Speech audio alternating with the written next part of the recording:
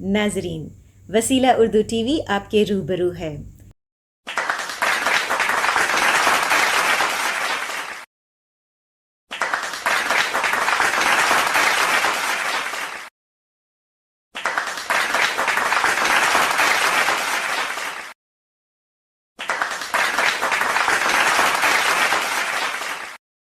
جناب خلیل مامون صاحب کی شعری اور علمی خدمات کو خراج تحسین پیش کرنے کے لیے کیا گیا ہے۔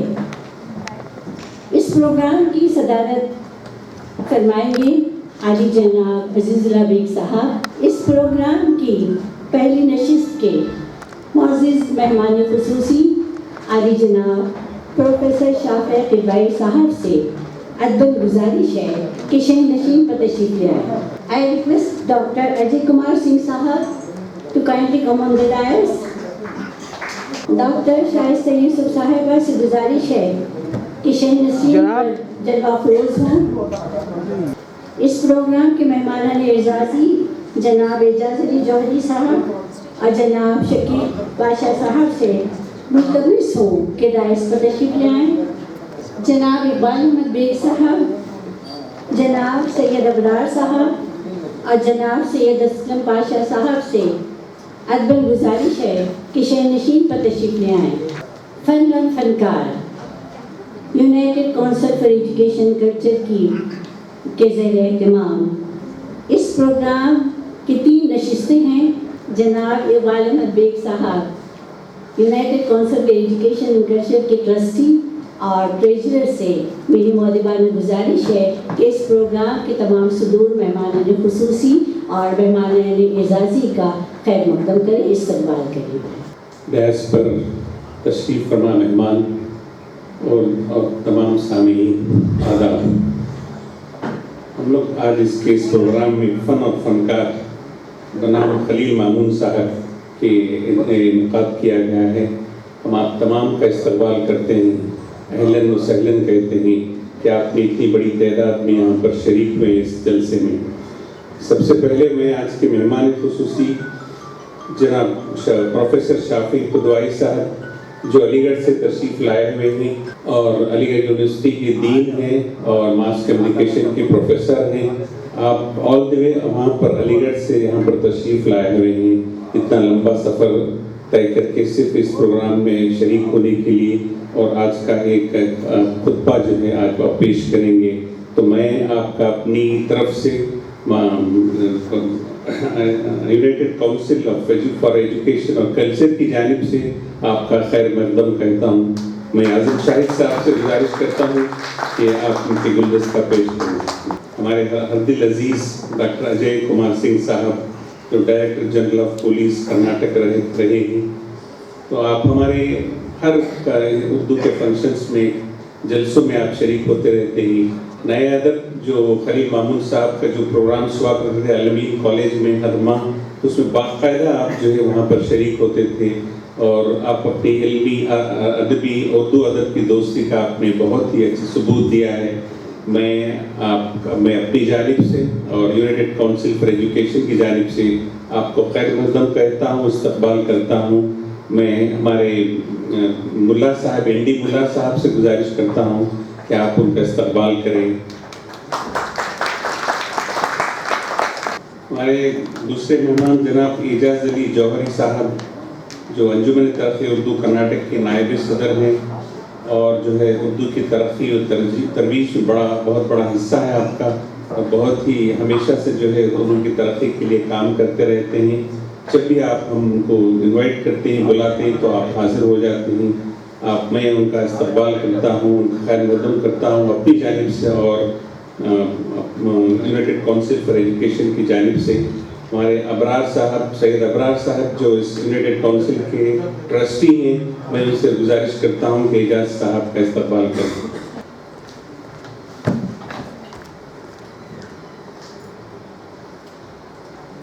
ادبی انجمنوں کے ذمہ دار شعراء اکرام، بہت سے کالجز کے پروفیسرز، طلباء اور طالبات بھی یہاں پر تشریف رکھتے ہیں۔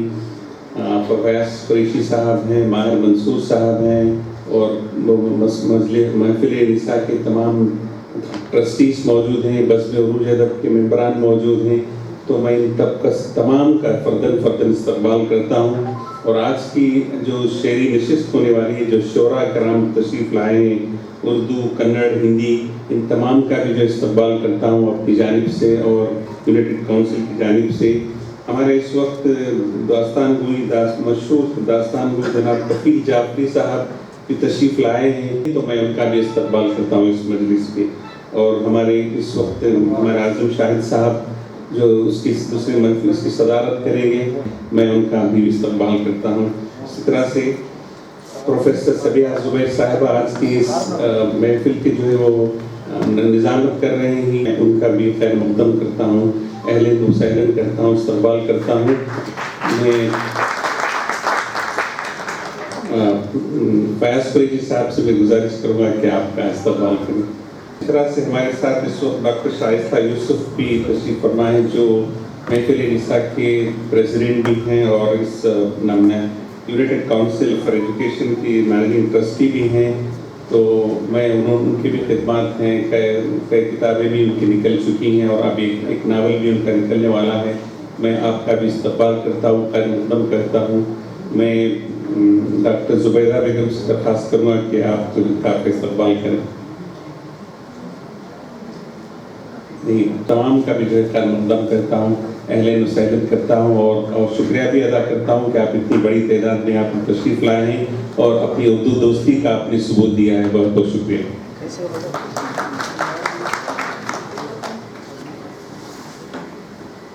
बहुत बहुत शुक्रिया जनाब इकबाल अहमद बेग साहब।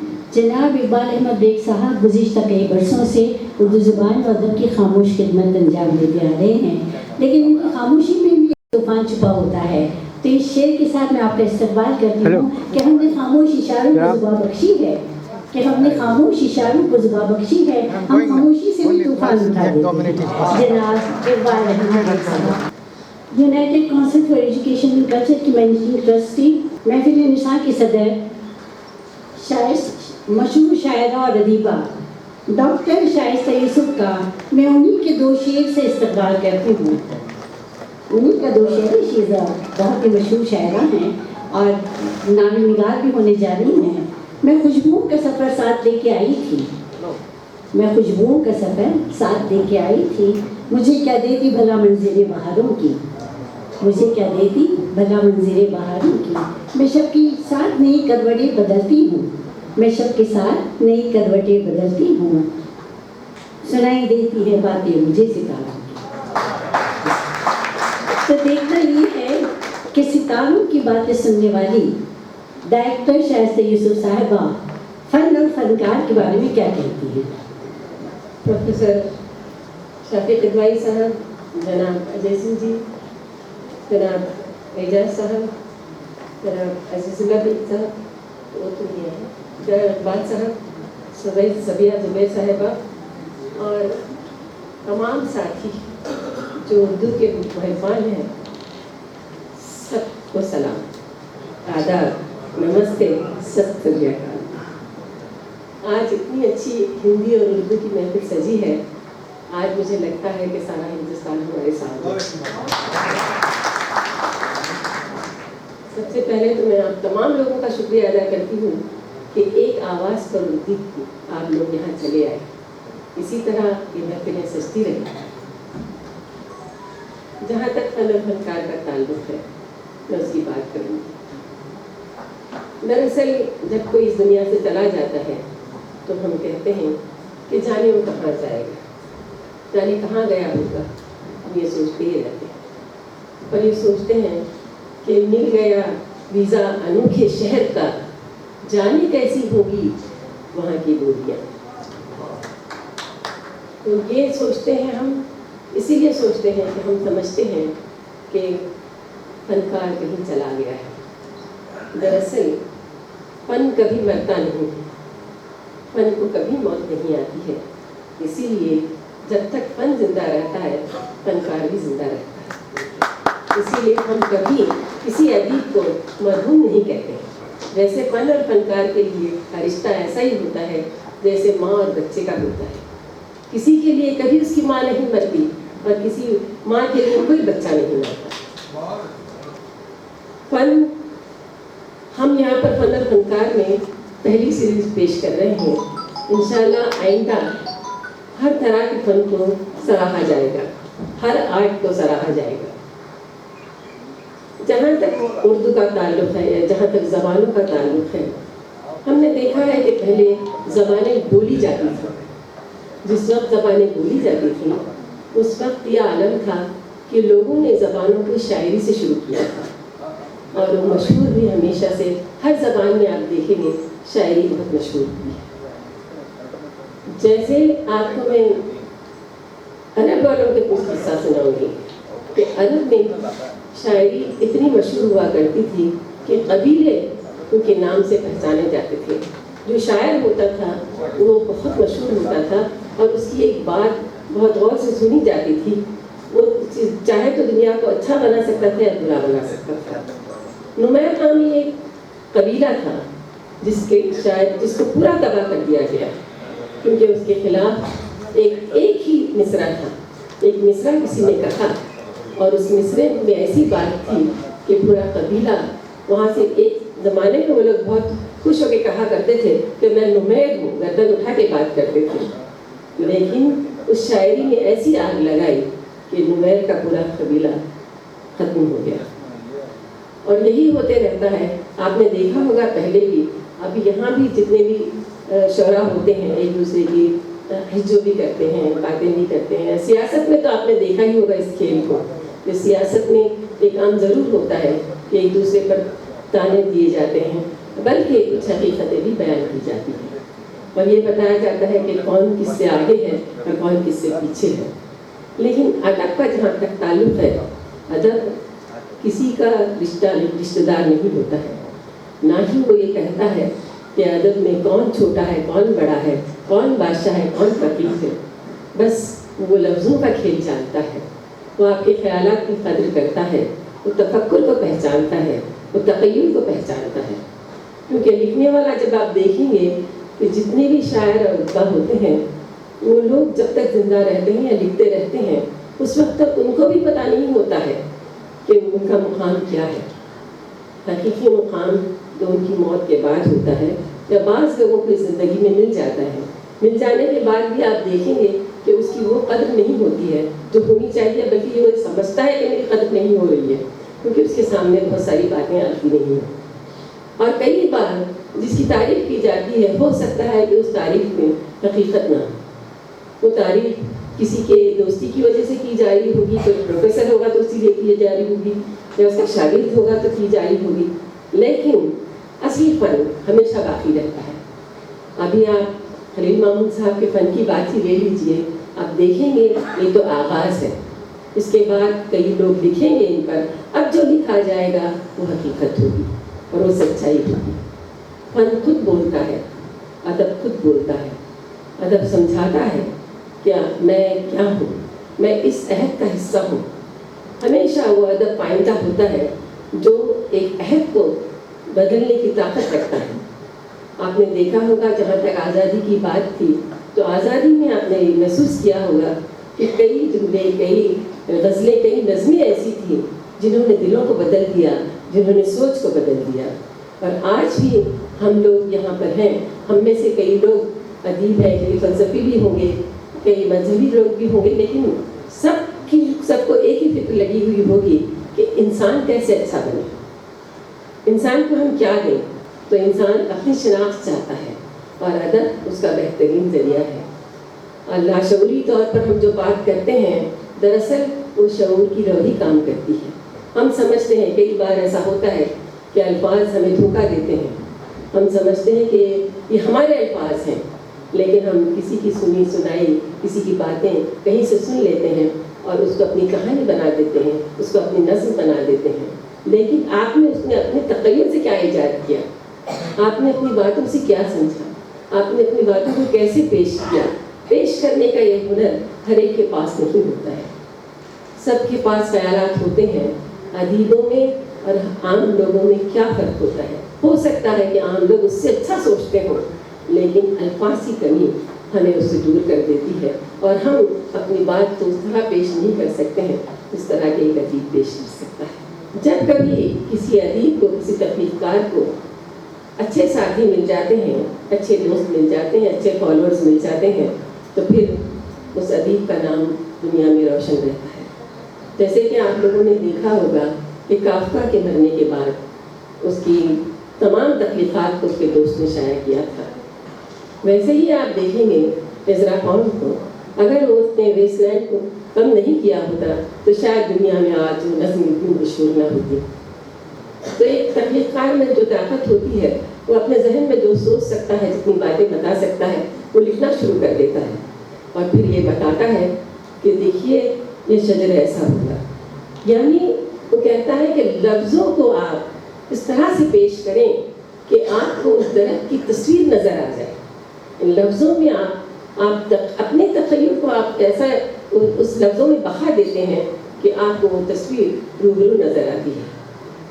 यही इसका कमाल है इज़रा पॉन्ड का कि उसने जो बताया है हमें। बल्कि यहाँ के बहुत सारे लोग, हमारे भी यहाँ पर बहुत ऐसे लिखने वाले हैं जिन्होंने इसका फ़ायदा उठाया है और बहुत अच्छी तरह अपने कलम को रवानी पेश की है। जब मैं अरबी शायरी की बात कर रही थी तो मुझे अभी आप लोगों के सामने एक नज़्म का किस्सा याद आ गया है। तो देखिए वहाँ पे इमेजिनेशन कैसे काम करता है। ये शेर तो आप लोगों ने सुना ही होगा, ये शहर को सैलाब ले गया, मिशगां तो खोल शहर को सैलाब ले गया। लेकिन वो शायर क्या कहता है कि जब सैलाब पर पानी उतर रहा था तब उसने ये शेर कहे, कुछ बातें बताई कि मुझे ऐसा लगा कि पानी में आधी इबारत जो है आधी पानी में है और आधी सूखी है। तो मुझे ऐसा लग रहा है जैसे कुदरत इस पानी से जो अधूरी लिखाई है उसको पूरा कर रही है। देखिए क्या तख़य्युल है, क्या ख्याल है। कोई शायरी हो या फिर अफसाना हो या कोई मजमून हो, कुछ बातें जो हमारे दिल में घर कर जाती हैं, जो हमारे ज़िंदगी से ताल्लुक़ रखती हैं या हमें वो हमारे तख़य्युल को झिंझोड़ती हैं, वही हमें अच्छी लगती है। मुझे उम्मीद है खलील मामून की नज़में भी, खलील मामून के मक़ालात भी, खलील मामून की तनक़ीद भी, अगर उसमें वो पावर है, उसमें बात है, तो ज़रूर दुनिया के सामने आएगी। हमारी कोशिश है कि उनकी जो भी नज़में हैं, जितना भी कलाम है, वो सामने जो बाकी रह गया उसको सामने लाएँ। इसके अलावा नया अदब हम चाह रहे हैं कि उन पर एक गोशा निकाला जाए, बल्कि किताब भी उन पर निकाली जाए, जिस तरह से हम लोगों ने सौगात के लिए किया था। महमूद अयाज का आखिरी जो शुमारा था सौगात का, उसमें महमूद अयाज की तमाम मज़ानीन शाया हुए थे। यहाँ पर हम लोगों ने शेर निज़ाम को पूरी चीज़ें दे दी हैं, वो सबको अपने जो पे काम कर रहे हैं। आप देखेंगे बहुत जल्द वो रिसाला आप लोगों के हाथ में होगा। आप मुझे इतने इत्मीनान से सुनने का शुक्रिया। बहुत बहुत शुक्रिया डॉक्टर शाइस्ता यूसुफ साहिबा। इससे पहले कि हम आगे बढ़ें, हमारे सदर साहब जनाब अजीज़ुल हबीब साहब तशरीफ़ फरमा हैं। मैं जनाब माहिर मंसूर साहब से गुजारिश करती हूँ कि आपकी खिदमत में गुलदस्ता पेश करें। मौत उसकी है करे जिसका ज़माना अफसोस, मौत उसकी है करे जिसका ज़माना अफसोस, वरना दुनिया में सभी आए हैं मरने की। यहाँ की इज़्ज़त एहतराम और तौक़ीर के साथ हम की नोट एड्रेस के लिए आवाज़ देते हैं, मदू करते हैं आदि जनाब प्रोफेसर शाफिया किदवाई साहब को। प्रोफेसर शाफिया किदवाई साहब मुल्क के नामवर टेलीकम्युनिकेशन एक्सपर्ट, मशहूर नक्काल, कालम नवीस और बेहतरीन मुतरजिम हैं। आप गुज़िश्ता 4 दहाकों से अलीगढ़ मुस्लिम यूनिवर्सिटी के शोबे मीडिया और मास कम्युनिकेशन में अपनी खिदमात अंजाम देते आ रहे हैं। आपकी तालीमी खिदमात, अदबी तनक़ीद और मीडिया स्टडीज़ में महारत ने अलीगढ़ मुस्लिम यूनिवर्सिटी को इल्मी और अदबी मैदान में न सिर्फ फ़रोग़ दिया है, बल्कि कौमी और यकजहती तौर पर भी आपकी सतह को ऊंचा किया है और आपको एक बेहतरीन पहचान दी है। प्रोफेसर शाफिया किदवाई साहब की अदबी खिदमात के एतराफ़ में 2019 में आपको मुल्क के सबसे अहम एजाज़ साहित्य अकादमी अवार्ड से नवाजा गया। 2018 में मध्य प्रदेश हुकूमत के इकबाल सम्मान अवार्ड से नवाजा गया और 2017 में उत्तर प्रदेश उर्दू अकेडमी के अमीर खुसरो अवार्ड से सरफराज किया गया। आपकी उर्दू और अंग्रेज़ी में 12 किताबें शाया हो चुकी हैं और 100 से ज़्यादा मज़ामीन मुल्क के मुख्तलिफ अखबारात में और जरायद में शाया हो चुके हैं। आपकी इल्मी अदबी और तालीमी खिदमात को नापने का मेरे पास कोई आला नहीं है, कोई पैमाना नहीं है, लेकिन फिर भी मैं इतना कहूँगी कि आपकी अदबी और अदबी खिदमात की फहरिस्त बहुत ही ज़्यादा तवील है और नाजिज़ उन सब का बयान करने से यहाँ पर कासिर है। बहरहाल एक बहुत ही अदना सा शेर, आपकी शख्सियत के सामने ये शेर बहुत ही अदना है, लेकिन फिर भी मुझे उम्मीद है कि प्रोफेसर शाफिर किदवाई की इल्मी अदबी और तालीमी खिदमात के लिए ये शेर आपकी तमाम खिदमात की तफसीर होगा। और वो शेर है, ज़रा गौर से सुनिएगा।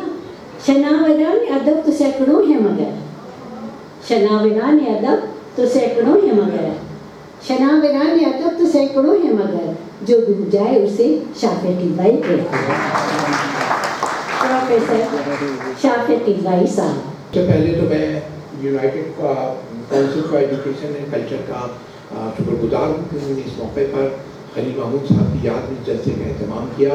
स्टेज पर जो लोग मौजूद हैं, डॉक्टर राजेंद्र अजय कुमार सिंह साहब, सैयद अबरार साहब, एजाज अली साहब, अभी डॉक्टर शाइस्ता यूसुफ साहब ने बहुत अच्छी गुफ्तगू की, इकबाल अहमद साहब हैं और सदर जलसा बेग साहब, रिजुल्ला बेग साहब मौजूद हैं। अच्छा हुआ, मैं अभी फेरिस्त देख रहा था तो उसमें वक्त की सराहत कर दी गई है कि 20 से 25 मिनट में इसको गुफ्तगू मुझे करना है। और आपको पता है जब 40 साल से मैं अलीगढ़ में टीचिंग में हूँ तो टीचर जब खड़ा, सभी लोग बहुत से यहाँ मैं टीचर कलीग मौजूद हैं, जब टीचर बोलने पे खड़ा होता है तो उसके जहन में 50-55 मिनट तो ज़रूर होते हैं। लेकिन मैं कोशिश करूँगा कि अपनी बात 20-25 मिनट में ख़त्म करूँ। ज़ाहिर है बहुत संजीदा गुफ्तगू हो रही है और अभी ज़ाहिर मैं भी कोशिश करूँगा कि खलील महमूद साहब की जो एक हमगीर खिदमात है मुख्तलिफ जहतों में उसमें गुफ्तगू करूँ। कबल इसके कि मैं अपनी गुफ्तगू का आगाज़ करूँ, लंबी तकरीर के सिलसिले में अभी मैंने कुछ दिनों पहले एक वाक़या पढ़ा था। मैं चाहता था कि आपको आपके गुज़ार भी कर दूँ कि एक आपको पता है कि सुकरात को जहर दिया गया था। तो जब जहर दे दिया गया था तो उसके बाद लोगों में एक शर्मिंदगी का एहसास पैदा हुआ। तो ये कहा, ये लोगों को इल्म हुआ कि हमने कितने बड़े आदमी को मार दिया और इतना बड़ा आदमी था जो हमारे बीच से चला गया हम लोगों की वजह से। तो फिर उसके बाद यूनान में उसके सिलसिले शुरू हुए, यादगारी जलसे हुए और छोटे छोटे बच्चों में स्कूलों में तकरीरी मुकाबले, तहरीरी मुकाबले होने लगे। तो एक तकरीरी मुकाबला हुआ, दायरे लतीफ़ा है इसका, लेकिन लंबी तकरीर से सबसे मुताल्लिक़ है इसलिए मैं अपनी बात यहाँ से शुरू करता हूँ। तो वो एक बच्ची ने 5-6 साल की बच्ची थी, उसने 10-12 सत्रों का एक मजमून लिखा। इसमें ख़राज अक़ीदत पेश किया, शुकरात को कहा कि बहुत बड़ा आलिम था, कौम का बहुत बड़ा दर्द था, लेकिन ज़ाहिर आपको पता उसको जहर दिया गया, उसको लोगों ने जहर दे दिया इस वजह से कि बहुत लंबी तकरीरें करता था। तो जाहिर है अब ये तो एक अलग से एक बात है। तो मैं अपनी बात यहाँ से शुरू करता हूँ। देखिए, जहाँ तक कन्नड़ अदब का सवाल है और कर्नाटक का सवाल है, बंगलौर का सवाल है, तो इसमें न सिर्फ उर्दू बल्कि यहाँ के जो अदब है, चाहे वो आनंद मूर्ति हो या हमारे में विवेक शानबाग थे जिनका नावल अभी शाया हुआ है, पिंगविन ने अंग्रेजी में भी छापा, गच्चर गोचर, और इसके अलावा गिरीश कर्नाड, एक पूरा सिलसिला बेंद्रे, इस तरह के बहुत से लोग थे जिससे तमाम लोग पूरी दुनिया वाकिफ़ है और आपका जो मखसूस अदब है उससे हम लोग वाकिफ़ हैं। उर्दू के सतह में जहाँ तक बात की जाए तो उर्दू में ज़ाहिर आप जहाँ जिक्र होता है, हैदराबाद का जिक्र होता है, लखनऊ, दिल्ली, पटना, ये तो ज़ाहिर उर्दू के मरकज़ है। लेकिन इधर एक 60-70 सालों में जो बंगलौर ने अपनी पहचान बनाई है कुछ लोगों की वजह से, उसमें एक बहुत अहम नाम खलील महमूद साहब का है। उससे पहले अगर आप देखें तो जो पहला जिनका नाम था और उर्दू की पहली नक्कात थी, बहसियत फिक्शन नक्कात थी, उनका नाम था मुमताज़ शीरी। उन्होंने जिस तरह की तरकीब लिखी, मंटो पे जो किताब लिखी, आज भी मंटो उसके लिए उनसे अच्छी किताब नहीं लिखी गई। तो उसके बाद फिर महमूद अयाज साहब ने जिस तरह का पर्चा निकाला, सौगात, ایک نئی طرح کی سینسیبلٹی کو فروغ دیا. ان کے معاون یہاں پہ عزیز اللہ بیگ صاحب موجود ہے پہلے دور میں, اور پھر دوسرے دور میں اس کا جب اجرا ہوا خلیل محمود صاحب تھے.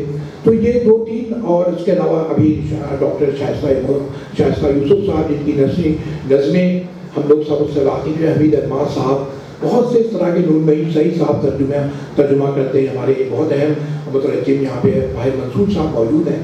تو اس طرح کا اور بہت سے نام ہیں, شاید میں اس وقت ذہن میں نہ آ رہے ہوں, لیکن یہ بہت اہم نام ہیں جنہوں نے ہماری ادبی دنیا میں ایک بہت اہم رول ادا کیا. ہماری جو لٹریری سینسیبلٹی تھی اس کو بہت فروغ دینے میں بہت اہم رول ادا کیا. جہاں تک خلیل محمود صاحب کا تعلق ہے, خلیل محمود صاحب کی کئی حیثیتیں ہیں. ہر آدمی کے بارے میں کہا جاتا ہے کہ وہ ہم عہد تھا, ایک طرح کا پیریٹیوڈ بن گیا ہے کہ ہم لوگوں کے جب بات کرتے ہیں تو اس طرح سے مبالغہ سے بات کرتے ہیں. لیکن کچھ لوگ واقعتاً ایسے ہوتے ہیں کہ آپ ان کی اگر کوئی چیز پڑھیں, خلیل صاحب کی بنیادی پہچان ایک شاعر کی تھی, اور شاعر کے علاوہ وہ ایک بحثیت مدیر کیسے تھے, بحثیت ٹرانسلیٹر وہ کیسے تھے, بحثیت نثر کیسے تھے. میں کوشش کروں گا کہ 5-7 منٹ تینوں کی جو شخصیت کے کم سے کم 4 پہلو ہیں گفتگو کی جائے. خلیل صاحب کا ایک شعر آخر دور کا جن کا 8 مجموعے شائع ہوئے تھے. آفاق کی طرف پہ آپ کو پتا ہے ساہتیہ اکیڈمی ایوارڈ ملا تھا, اور میں نے ہندو میں اس پہ ایک کالم بھی لکھا تھا. اس کے بعد میں جو انگریزی میں ان کا ٹرانسلیشن آیا اس پہ بھی کچھ میں نے لکھا تھا. لیکن یہ خلیل صاحب کے جو 7 مجموعے 8 مجموعے ہے, اس میں غزلیں بھی شامل تھیں, نثری نظمیں بھی شامل تھیں. پھر انہوں نے نیا ادب, پہلے تو سوغات میں خلیل محمود صاحب نے محمود ریاض صاحب کا ہاتھ بٹایا اور اس میں معاونت کی, بہت سے تبصرے لکھے, بہت سے تراجم کیے. خاص طور سے انہوں نے باقر مہندی کی کتاب پہ جو تبصرہ لکھا تھا, یاقوت الایمان کے سلسلے میں جس طرح کی گفتگو کی تھی, عزیز اللہ بیگ صاحب نے بھی اس میں بہت سے اہم تبصرے لکھے. اور اس کے بعد انہوں نے اپنا پرچہ نکالا, نیا ادب نکالا. اس کے بعد اسکار جو کرناٹک اردو اکیڈمی کے جب وہ چیئرمین تھے تو اس میں انہوں نے پرچہ جس طرح کا اسکار نکالا. اس کے علاوہ انہوں نے اسی زمانے میں جو کرناٹک اردو اکیڈمی کے چیئرمین تھے تو انہوں نے بہت اہم مونوگراف بہت اہم لوگوں پہ لکھوایا. مارکیز پہ لکھوایا انہوں نے مونوگراف, اور مینال کنڈویرا پہ لکھایا. تو اس طرح کے اردو میں اوریجنل مونوگراف کم لکھے جاتے ہیں. ہم لوگ کے جو اردو کے ادیب ہیں ان پہ تو ہم لوگ ضرور لکھتے ہیں, لیکن یہ جو باہر کے لکھنے والے ہیں ان پہ کوئی اہم اس طرح کی گفتگو اگر کی جائے تو وہ ہمیں کم دکھتے ہیں. تو خلیل صاحب کا ایک اختصاص یہ بھی ہے کہ انہوں نے اردو دنیا میں ایک نئے طرح کے ڈسکورس کو جنم دیا. اور مجھے صرف یہ بہت سے, ابھی میں ان کی نثر کی کتابوں پہ بات کرتا ہوں, ان کی نثر کی 2 کتابیں شاعری میں بعد میں آتا ہوں, اور کچھ ایسے حوالے ہوں گے جو آپ کے شہر سے متعلق بھی ہوں گے. ان کی کچھ نظمیں ہیں, ایک مخصوص صورتحال کی نظمیں ہیں. ابھی اجے کمار صاحب نے ان کی ہندی نظموں کا ترجمہ کیا, میں دیکھ رہا تھا ابھی مجموعہ شائع ہوا ہے. تو ان کا جو پہلا مجموعہ چھپا تھا بہت پہلے, اس کا نام شائع ہوا تھا سن 88 میں کتاب ان کی شائع ہوئی تھی نثر کی. اس کا عنوان تھا لسان فلسفے کے آئینے میں. تو انہوں نے بہت اچھی گفتگو کی اس میں فلسفے لسان سے متعلق. وٹگنسٹائن کی تھیری کیا ہے, اسٹرکچرلزم کیا ہے, ہسرل کی, ہائیڈگر کی مظہریات کیا ہے, فینومینالوجی کیا ہے, اس پہ گفتگو کی. اور پہلا جو اس میں مضمون تھا وہ گرو نانک پہ تھا. گرو نانک کے فلسفے میں نام کے کیا معنی ہیں. شیکسپیئر نے کہا واٹ از دیئر ان دا نیم, نام میں کیا رکھا ہے.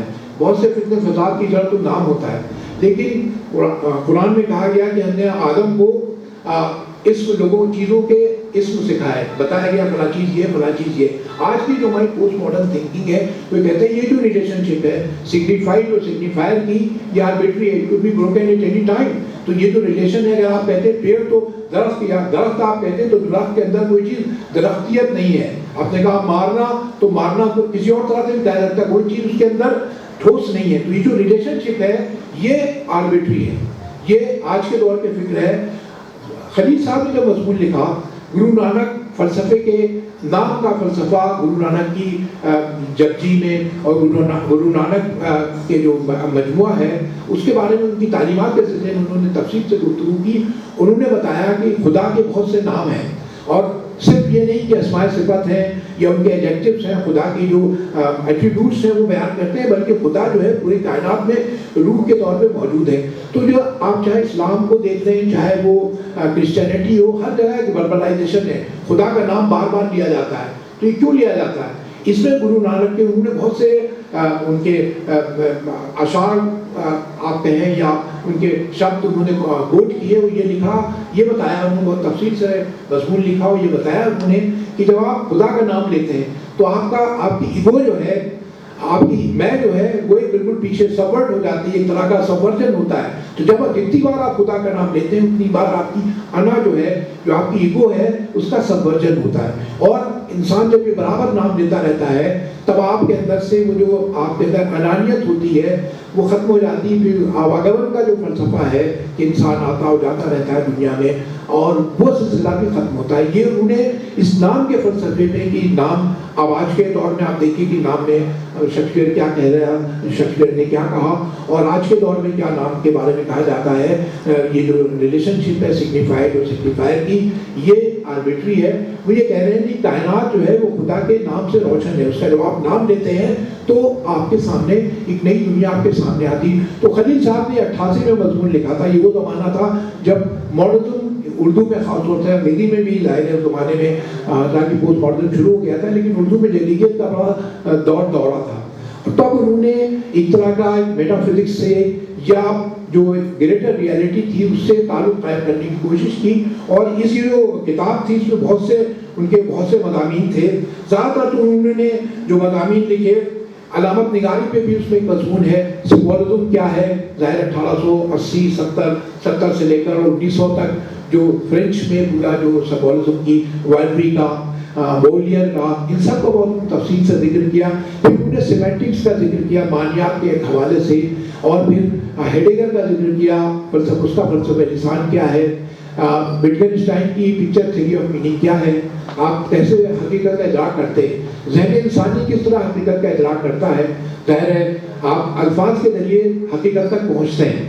آپ کسی نے کہا ماچس، جیسے میں نے لفظ ماچس کہا آپ کے ذہن میں ماچس کی تصویر آئی. تو ذہن معنی کس طرح سے، معنی کے اگر کوئی چیز خدا کو آپ نے دیکھا نہیں تو اس کا ادراک آپ کیسے کریں گے. تو پکچر تھیوری آف میننگ کے جو مضمرات ہو سکتے ہیں اس پہ سن 88 میں خلیل صاحب نے بہت تفصیل سے گفتگو کی. پھر ان کا اور بھی انہوں نے انسانی تمدن میں، انسان جو ہیومن سویلائزیشن ہے اس میں فلسفے لسان لنگوسٹکس کی کیا اہمیت ہے، زبان کیا ہے، زبان کے ذریعے، زبان کوئی آپ زبان خیال پہلے ہوتا ہے زبان بعد میں ہوتی ہے، ان کا نہیں کوئی ایسا خیال آپ تصور ہی نہیں کر سکتے ہیں جو زبان میں موجود نہ ہو. خدا کا بھی اس بات آپ کس سے کرتے ہیں، زبان کے ذریعے. خدا کا وجود اگر آپ فلسفہ زبان نہ ہو فلسفہ لسان نہ ہو تو خدا کا بھی اس طرح کے وجود قائم نہیں ہوگا. تو انسانی زندگی میں آپ جو کچھ بھی ہیں وہ صرف زبان کی وجہ سے ہے. یہ انہوں نے بہت تفصیل سے ظاہر اپنی باتیں بھی لکھی اور بہت سے مغربی مفکرین کا بھی انہوں نے حوالہ دیا.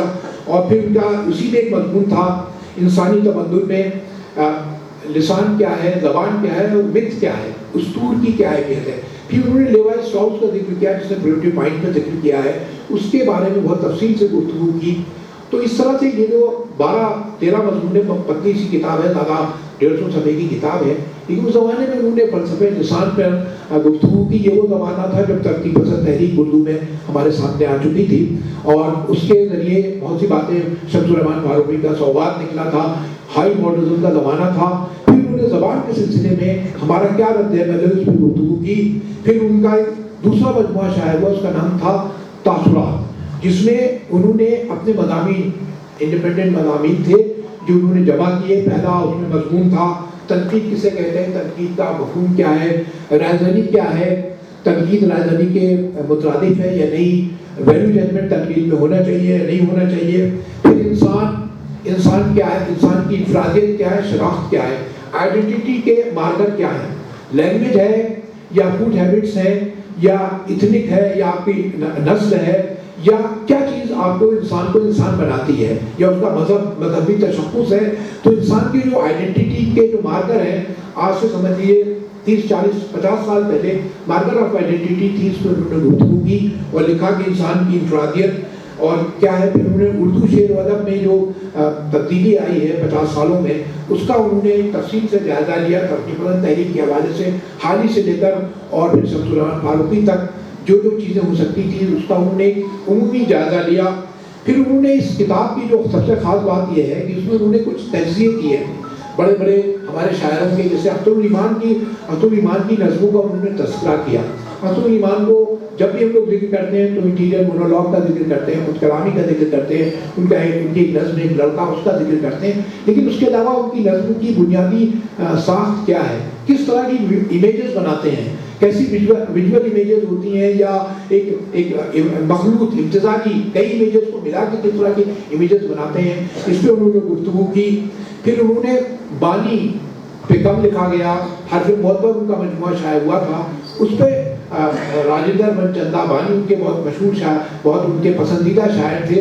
राजेंद्र मनचंदा बानी का मजमुआ शाया हुआ था, तो उस पर उसका नाम था हर्फ मुअत्तर पे उन्होंने बहुत तफसील से गुफ्तगू की, और उन्होंने ये बताया, देखिए शायरों के बारे में उम्मी गुफ्तगू करना बहुत आसान होता है, लेकिन उनको तज्ज़िये के अमल से गुजारना। उन्होंने ये लिखा कि, और ये कहा कि बानी की शायरी एक ऐसी शायरी है जिसमें बहुत विजुअल इमेजेस है, और विजुअल इमेजेस भी ऐसी हैं कि ऐसा लगता है कि हर तजुर्बा आपके सेंसेस पर वारिद हो रहा है, और ऐसा लगता है कि ज़मान और मकान, टाइम एंड स्पेस एक दूसरे में बिल्कुल पेवस्त हो गए हो, और आप कोई चीज़ देख रहे हो तो उसकी जो समात है, बसारत विजुअल रियलिटी, वो कैसे आपके अंदर सामने आती है। और कभी कभी वो ऐसा मंजर बनाते हैं, बानी के बारे में उन्होंने तफसील से लिखा कि ऐसा विजुअल इमेजेस बनाते हैं कि आप बहुत देर तक एक तरह की डिफरेंट आपके जहन में ख्यालात पैदा होते हैं, आप उससे महसूस भी होते हैं, लुत्फ़अंदोज़ भी होते हैं, और आपको एक गहरी अलमियत का भी एहसास होता है। और उन्होंने जिक्र किया है, मैं अभी एक शेर उनका पढ़ता हूँ तो शायद आपको पता लगेगा कि देखिए क्या कह रहे थे। उन्होंने कैसे लिखा है, उन्होंने तुलूब आफ्ताब का मंजर करते, देखिए आसमान जब डूबता है, आसमान पर जब सूरज डूबता है तो पहले बहुत रोशन होता है, तो शाम जो है आपको एक ख़ास तरह के एहसास महरूमी का एहसास कराती है। मीर ने भी कहा था, शाम को दिल हुआ है चराग मुफलिस का, है ना, शाम के हवाले से बहुत से शेर हैं। तो शाम जो है आपको एक तरह का डिप्राइव होने का एहसास कराती है, और गुरूब आफ्ताब जब होता है तो रोशनी भी होती है। अब देखिए उनका शेर है जिसका उन्होंने तज्ज़िया किया है, उन्होंने बानी का, खलील साहब ने शेर को कोट किया है। बानी का शेर है, बिखर रहा था फिजा में ये दूधे रोशन कैसा, दूध कहते धुएं को, बिखर रहा था फिजा में ये दूधे रोशन क्या, उधर पहाड़ के जलता हुआ सा कुछ है, कुछ उधर पहाड़ के जलता हुआ सा कुछ तो है। तो देखिए जो ग़ुरूब हो रहा है, ग़ुरूब होते हुए मंजर के साथ आप कैसे अपने को आइडेंटिफाई कर रहे हैं, आपको कोई चीज़ खो रही है उसका भी एहसास हो रहा है, और एक सुर्खी जो है उससे आप महसूस भी हो रहे हैं। तो उन्होंने इस हवाले से, देखिए किसी शायर के बारे में इस तरह से गुफ्तगू करना, और जो खुद शायर हो, ये उर्दू में उसकी मिसालें कम मिलती हैं। क्योंकि उन्होंने इरफान सिद्दीकी की शायरी में, इरफान सिद्दीकी जमायत के बहुत अहम शायर थे, उनके बाद में कई मजमुए शाये हुए। दूसरा मजमुआ उनका था सात समावात, तो उन्होंने उसका जिक्र किया और ये लिखा कि उनके यहाँ मुख्तलिफ जो जज्बे होते हैं, मुख्तलिफ कंट्राडिक्शंस होते हैं, उसको कैसे एक तरह से बनाते हैं। और फिर एक तरह का उसमें एक उनके यहाँ भी, जैसे अब्दुल आरिफ की शायरी में जिक्र होता है कि उनके यहाँ सेक्रीफाइस का, वाक़या करबला का बहुत जिक्र होता है। तो गम को कैसे आप जमजमा बना दें, कैसे ट्रेजिडी को आप एक वार कराई के तौर पर अगर आप इस्तेमाल करें, या आपके हैप्पीनेस का जरिया बन जाए, तो रूह के जो आपकी तन्हाई है उसको कैसे आप जमजमा का लफ्ज़ उन्होंने इस्तेमाल किया, जमजमा बना दें। इस हवाले से उन्होंने इरफान सिद्दीकी की शायरी का बहुत तफसील से मुताला किया। इरफान सिद्दीकी को ख़ास तौर से जिस तरह के शायरी नज़र आती है, इरफान सिद्दीकी ने उसको भी बड़ी हद तक सबवर्ट किया। उनका एक बहुत मशहूर मतला है, देखिएगा इसमें होशियारी और नादानी का कैसे इस्तेमाल किया है। होशियारी दिल नादान बहुत करता है, नादान भी है दिल और होशियार भी है। देखिए दो कंट्राडिक्शन है। होशियारी दिल नादान बहुत करता है, रंज कम सहता है, ऐलान बहुत करता है। तो ये देखिए आज के दौर में हम लोग करते बहुत थोड़ी सी बात है, लेकिन उसका ऐलान बहुत होता है। तो ये इंसानी जिंदगी के अंदर जो एक पहलू है ना, थोड़ा सा भी हम करते हैं, we immediately want results and we jump to the conclusion. तो उसमें होशियारी दिल नादान बहुत करता है, रंज कम सहता है, ऐलान बहुत करता है। तो इस तरह के जो उन्होंने इंडिविजुअल, मेरा सिर्फ ये कहना है कि खलील महमूद साहब वैसे नक़ाब के लिए गुफ्तगू करते हैं तब भी वो इंडिविजुअल शायर के बारे में बहुत तफसील से गुफ्तगू करते हैं। फिर उन्होंने काविश बदरी का मजमुआ कलाम कुन शायर हुआ था, उस पर गुफ्तगू की। फिर मोहम्मद हलवी का मजमुआ शायर हुआ था चौथा आसमान, उस पर गुफ्तगू तफसीली मौजूद है। सलाउद्दीन परवेज़ के खुदूद और फिर कन्फेशन पे गुफ्तगू है। फिर ऐसा इकराम नक्काश की किताब पे उन्होंने तफसीर उनका मजमुआ शायर हुआ था, उस पर तबसरा किया। और एक बेदी की कहानी है, बेदी का नॉवेलेट है चादर महली से, उस पर भी उन्होंने बहुत तफसील से गुफ्तगू किया। देखिए चादर महली सी आप लोगों ने सबने पढ़ी होगी, उस पर फिल्म भी बनी है। अब देखिए वो कैसे जो बड़ा शायर होता है या बड़ा अफसाना निगार या बड़ा राइटर होता है, वो कैसे जो आपके सामने की चीज़ें होती हैं उसको कैसे सबवर्ट करता है, जिसको हम कहते हैं ना। बहुत से यहाँ मुझसे कहीं ज़्यादा जानने वाले म्यूजिक के लोग बैठे होंगे, तो एक वादी सुर होता है, एक विवादी सुर होता है। संवादी, वादी और विवादी सुर होता है कि जब आप you try to swim against the tide, कि आप सामने की जो आपको हर आदमी जो बात कहता है वो कभी सच नहीं होती। तो अगर आप इसमें उन्होंने जिस तरह की गुफ्तगू की है, चादर महली सी में जो रानी का किरदार है जिसका मियाँ मार दिया जाता है, आपको पता उसका उसको खत्म कर दिया जाता है, और वो उस पर बेदी की बहुत मशहूर तिलोका उसका नाम था, रानी उसकी बीवी थी, वो मर जाता है। तो वो जो उसकी बेवा होती माँ है, उसके 2 बच्चे हैं, 3 बच्चे हैं, बूढ़े माँ बाप हैं। अब माँ के बारे में क्या समझते हैं? माँ के बारे में आम तस्वुर ये है कि साहब वो खुद नहीं खाएगी, बच्चों को खिलाएगी, और ममता का ये जज्बा है कि हर तरह की कुर्बानी पेश करते हैं। लेकिन बेदी क्या दिखा रहे हैं आपको? बेदी ने इस पूरे ये जो ममता का जो हमारा तस्वुर है उसको एक सबवर्ट कर दिया, एक नए तरह से पेश किया। उन्होंने बताया कि साहब उसमें एक सीन है कि जो तांगा चलाता था तिलोका, उसका खत्म हो गया, उसके घर में कुछ नहीं है, ऐसी बहुत कई दिन से फाका है। तो माँ जो है रानी वो जाती है कोठरी में और उसको एक मुट्ठी चावल कहीं से मिलते हैं, वो चावल लेके आती है, उसको उबालती है, उसमें नमक डालती है, और जैसे उबलता है वो खुद उसके घर में उसका ससुर और सास दोनों नाबीना थी, और 3 छोटे मासूम बच्चे। उसने किसी को नहीं पूछा, खुद जो है खुद वो एक कटोरी चावल खा लिए। तो देखिए when it comes to survival तो कोई रिश्ते के कोई माने नहीं है। तो ये इंसान की ये अनप्रिडिक्टेबल आदमी है, ह्यूमन नेचर जो है कैसे अलग है। खलील साहब ने इस पहलू पे तो नहीं, लेकिन उन्होंने इसके अलावा बहुत सी चीज़ों के बारे में ये भी इसका भी जिक्र किया और ये बताया कि कैसे आप वो कहती है कि आप कैसे वो जो मेन किरदार है रानी। अब देखिए जो कहते हैं ना आज के दौर में कि आपकी जो रिचुअल्स हैं, जो सोशल प्रैक्टिसेस हैं, उन्हीं में आपकी राह मुज़मिर है, आपकी निजात की राह मुज़मिर है। तो चादर डाल देती है कि यही एक रास्ता बचा, आप कहेंगे पैट्रियार्की है, ये क्या है, वो अपने देवर से शादी कर लेती, तो यही एक रास्ता, ये रास्ता एक आसान रास्ता बताया कि आपके जो समाजी रसूम है उन्हीं में आपकी फलाह जो है वो मुज़मिर है, उससे शादी हो जाती। तो इससे भी उन्होंने बड़ी एक ख्याल अंगेज तनकीद देखी। फिर इसी जो एक जिसका जिक्र करा था तासुरात में, उन्होंने गोरकी के एक मज़मून का बहुत का तर्जुमा किया, जिसमें गोरकी ने ये बताया कि तारीख किसी भी शायर या अदीब के लिए तारीख का मुताला क्यों ज़रूरी है। तो ये देखिए ये दो इनके जो मजमूए शाये हुए नस्ल के, इसमें उन्होंने बहुत तफसील से गुफ्तगू की। मैंने बहुत सी बातें छोड़ दी, 20-25 मिनट का मुझे ख्याल है, मैं कोशिश करूँगा कि सुकरात न बनूं। तो ये दो बातें तो उसकी हो गई। और उसके अलावा उन्होंने 1996 में अजीजुल्लाह बेग साहब यहाँ मौजूद हैं, इनके साथ मिलकर उन्होंने कन्नड़ अदब का एक नंबर निकाला था। उसमें तो बहुत बड़े जितने मशहूर लिखने वाले उन सबका तर्जुमा किया था। कुछ मैंने इन दोनों ने तर्जुमे किए थे। माहिर मंसूर साहब के उसमें बहुत से तर्जुमे शामिल हैं, मैं इत्तेफाक से देखा, जाहिर उसकी तफसील जानने का मौका नहीं है। तो वो कन्नड़ अदब से पूरे आपको वाकिफ कराता है, राइट फ्रॉम स्टार्ट से लेकर अब तक, जो भी नज़्म में भी और नज़्मों में भी, नज़्म में सबकी नज़में, चाहे वो कम्बार की नज़में हों, अड्डीगा की नज़में हों या बिंदरे की नज़में हों, इन सब के तर्जुमे मौजूद हैं। खलील साहब ने खुद शिवप्रकाश की नज़मों का तर्जुमा किया, और माहिर मंसूर साहब ने बहुत से हमारे अहद के बहुत अहम मुतरज्जिम हैं, इन्होंने बहुत से कन्नड़ अदब से हम लोगों को सबको वाकिफ कराया। इनके उन्होंने बहुत से तर्जुमे किए।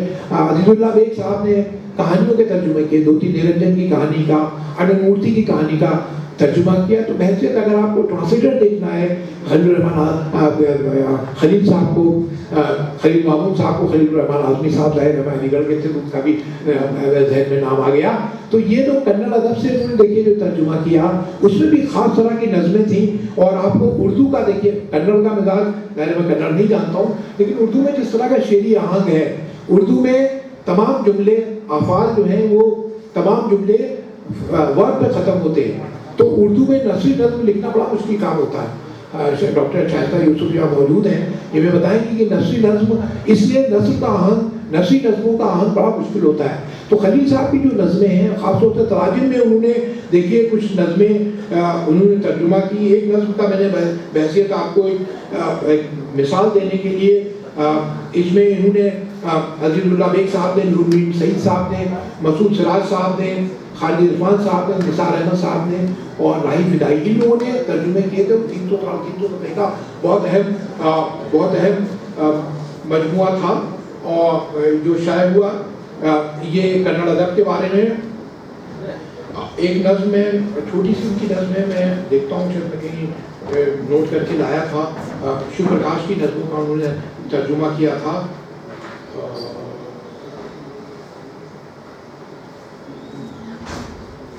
ہاں, ایک ان کی چھوٹی نظم کا ایک اقتباس پڑھتا ہوں. انہوں نے شیو پرکاش کی ایک نظم تھی پتھر کے حوالے سے انہوں نے ایک طویل نظم تھی, اس کا چھوٹا سا اقتباس میں پڑھتا ہوں کہ دیکھیے آپ کو, دیکھیے ترجمہ ایسی چیز ہوتی ہے کہ لوگ سمجھتے ہیں کہ ترجمہ جو ہے وہ اصل سے بہتر ہو جائے, یا آپ کو لگے کہ اصل سے بہتر ہے. دیکھیے یہ بالکل غلط خیال ہے. آپ اگر ترجمہ کبھی اصل سے بہتر نہیں ہوتا. اگر آپ کوئی دوسرا ادب پڑھیں, کسی دوسری زبان کا ادب پڑھیں, تو آپ کے لگے کہ ایک طرح کا یہ دوسرا ادب ہے, یہ آپ کا ادب نہیں ہے. آپ ہیلمٹ پڑھ رہے ہیں تو شاہ اللہ فقی نے اس کا ترجمہ کیا, تو آپ کو ایسا لگے گا کہ آپ مثنوی زہر عشق پڑھ رہے ہیں. تو ترجمے میں صرف روانی کا کوئی مطلب نہیں ہے. ہمارے منصور صاحب یہاں موجود ہیں, عسکری صاحب نے جگہ کہیں لکھا کہ لوگ کہتے ہیں ترجمے میں فلوئنسی, جس کو ہم انگریزی میں کہتے ہیں, اردو میں روانی کہتے ہیں. روانی سب کچھ نہیں ہوتی.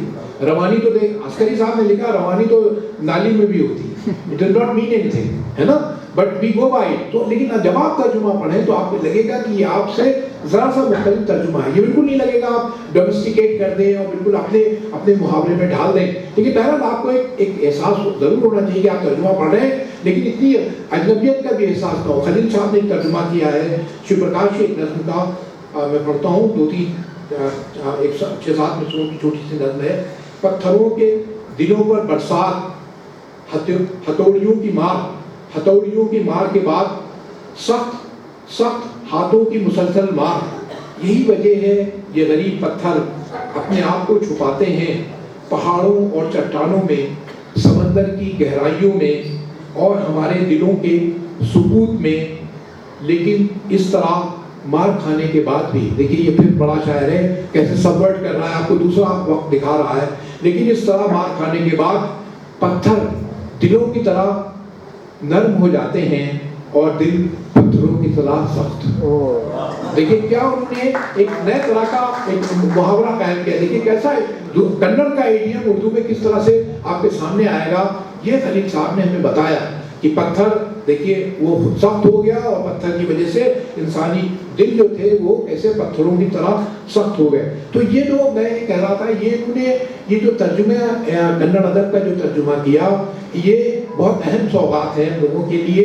اس میں خلیل صاحب کا, عزیز اللہ بیگ صاحب نے نرنجن کی کہانی کا ترجمہ کیا, آنند مورتی کی کہانی کا ترجمہ کیا, اور بہت سے لوگوں کے اس میں تراجم شامل ہے. ظاہر ہے اس کا موقع نہیں ہے. اور پھر ان کا جو پرچہ نکلتا تھا, میں اس پہ بھی آتا ہوں, جو نیا ادب ان کا پرچہ تھا, اس میں انہوں نے بہت سے اہم شاعروں کے گوشے شائع کیے. دیکھیے ہر زمانے میں ادب ظاہر شائع ہوتا ہے. سوغات نکلتا تھا, بہت اہم ہمارے زمانے کا پرچہ تھا. پھر سوغات کا آخری شمارے کا ڈاکٹر شائستہ یوسف نے ذکر کیا, وہ محمود ریاض صاحب کی یاد میں نکلا. لیکن سوغات نے ایک نئے طرح کے ادبی ڈسکورس کو جنم دیا تھا. بالکل انہوں نے طویل جس طرح کے نمبر نکالے, 3-4 نمبر نکلے ادب کے, نئے ادب کے نام سے جو ان کے پرچے نکلے.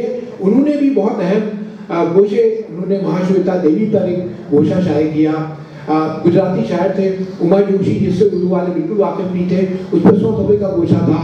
फिर उर्दू के मशहूर शायर हैं ज़फ़र इक़बाल पे गोशा शाये हुआ, इफ्तिखार जानिब पे दूसरे शुमारे में शाये हुआ, अब्दुल्ला हुसैन पे शाये हुआ, ज़ैद मौरी हमारे के बहुत अहम शायर थे, उन पर एक गोशा शाये हुआ, क़ादिर अब्दुल सत्तार पर। इस तरह से यहाँ के एक शायर थे सागर जय्यदी, उनके बारे में एक गोशा शाये हुआ, देवेंद्र सतार्थी के बारे में शाये हुआ। फिर इसी में तराजम में खलील साहब को खास दिलचस्पी थी, सिल्विया प्लाथ की नज़मों के तर्जुमे शाये हुए, एक पूरा गोशा था। वो हैदराबाद में अंग्रेजी के टीचर है खालिद खादरी, उन्होंने तर्जुमे किए थे। फिर स्पेनिश शायर थी ज़ेलानी, उसका तर्जुमा डॉक्टर शाइस्ता यूसुफ ने किया। तो ये दो गैर मुल्की शायर, और ये इस तरह के खलील साहब ने एक तरह के जो तराजिम उर्दू में जो राइश जो रविश थी तर्जुमे की, उसको भी एक नए तरह से देखने की कोशिश की और हमारे तर्जुमे को सरबतमंद बनाने की कोशिश की। तो बहसियत नस्लनिगार के, बहसियत मुदीर के, अच्छा मुदीर के तौर पे वो नए अदब में जिक्र करते थे, नए अदब में जो तख्लीक़ात शाये होती थी उसका भी जिक्र करते थे। महमूद अयाज साहब भी अपने रिसाले में उसका जिक्र करते थे कि ये तख्लीक अच्छी है कि बुरी है कि क्या है। तो मैं ज़ाहिर 94 की बात कर रहा हूँ, 93 की। तो उन्होंने एक मजमून की बहुत तारीफ़ की, तो मैंने उनको ख़त लिखा कि आपने ये मजमून उसमें शाया हो रहा है, आपने पहले से ऑथर जो आपका कारी है उसको बायस कर दिया, वही पहले लिख दिया मजमून बहुत अच्छा है, उन्होंने बिल्कुल नए गोशों की अक्कासी की है, नए गोशों के इम्कानात को वाह किया है। तो आपका जो पढ़ने वाला वो आपकी राय से मुतासिर हो जाएगा। खाली वो उसको लिखा मैंने महमूद अयाज साहब को, महमूद अयाज साहब ने बहुत अच्छा जवाब दिया और मुझे ख़त लिखा, जवाब दिया। ज़ाहिर ज़माने में मैं बहुत काबिल था जो अभी हैं। तो उन्होंने मुझे लिखा कि ये बताइए जो 10 सफ़े का 20 सफ़े का मजमून है वो आपको बहस नहीं करेगा, तो मेरा एक जुमला आपको बहस करेगा, ये कोई बात नहीं हुई है ना। तो देखिए ये खलील साहब ने भी अपने जो मजमून शाये करते थे उसके मजमून की तारीफ में भी, और अगर ख़राब मजमून है उनको कोई इताद ख़राब हो तो ज़ाहिर आप छापे ना, लेकिन अगर आपको कहीं इख्तिलाफ है तो उसकी निशानदेही करते। नया अदब जो उनके 3-4 शुमारे निकले, एक दूसरा शुमारा तो बहुत तवील बहुत ज़ख़ीम शुमारा था। तो उन्होंने जो मुरवजा अदब है, जो अफसाने नावल लिखे जा रहे हैं वो तो लिखे जा रहे हैं, लेकिन उनके जो गोशे थे वह इफ्तिखार जानिब पे गोशा था, हबीब जानिब पे गोशा था, क़ादिर अब्दुल सत्तार पे गोशा था, जिनके बारे में ज़्यादा नहीं लिखा गया। कादी साहब पे भी बहुत कम लिखा गया। इफ्तिखार जानिब के बारे में तो लिसानी तशकीलात का जिक्र होता है, लेकिन ज़्यादा लोग वाकिफ़ नहीं। हबीब जानिब तो अभी मशहूर हो गए थे, जो CA की तहरीक शुरू हुई, उसकी उनकी एक नज़र बड़ी मशहूर हुई थी, लेकिन उसके बारे में हम लोग ज़्यादा नहीं जानते थे। तो मुझे लगता है कि बहसियत नस्लनिगार के, बहसियत मुदीर के, फिर उन्होंने जो अस्कार कन्नड़ उर्दू एकेडमी का पर्चा था उसमें भी बहुत से तज़किये शाये करना शुरू किए। और मैंने अर्ज़ किया था कि उन्होंने मोनोग्राफ शाये किए, खलील जावेद ने लिखे, बहुत अच्छे लोग मोनोग्राफ लिखे, बहुत से लोगों ने लिखे।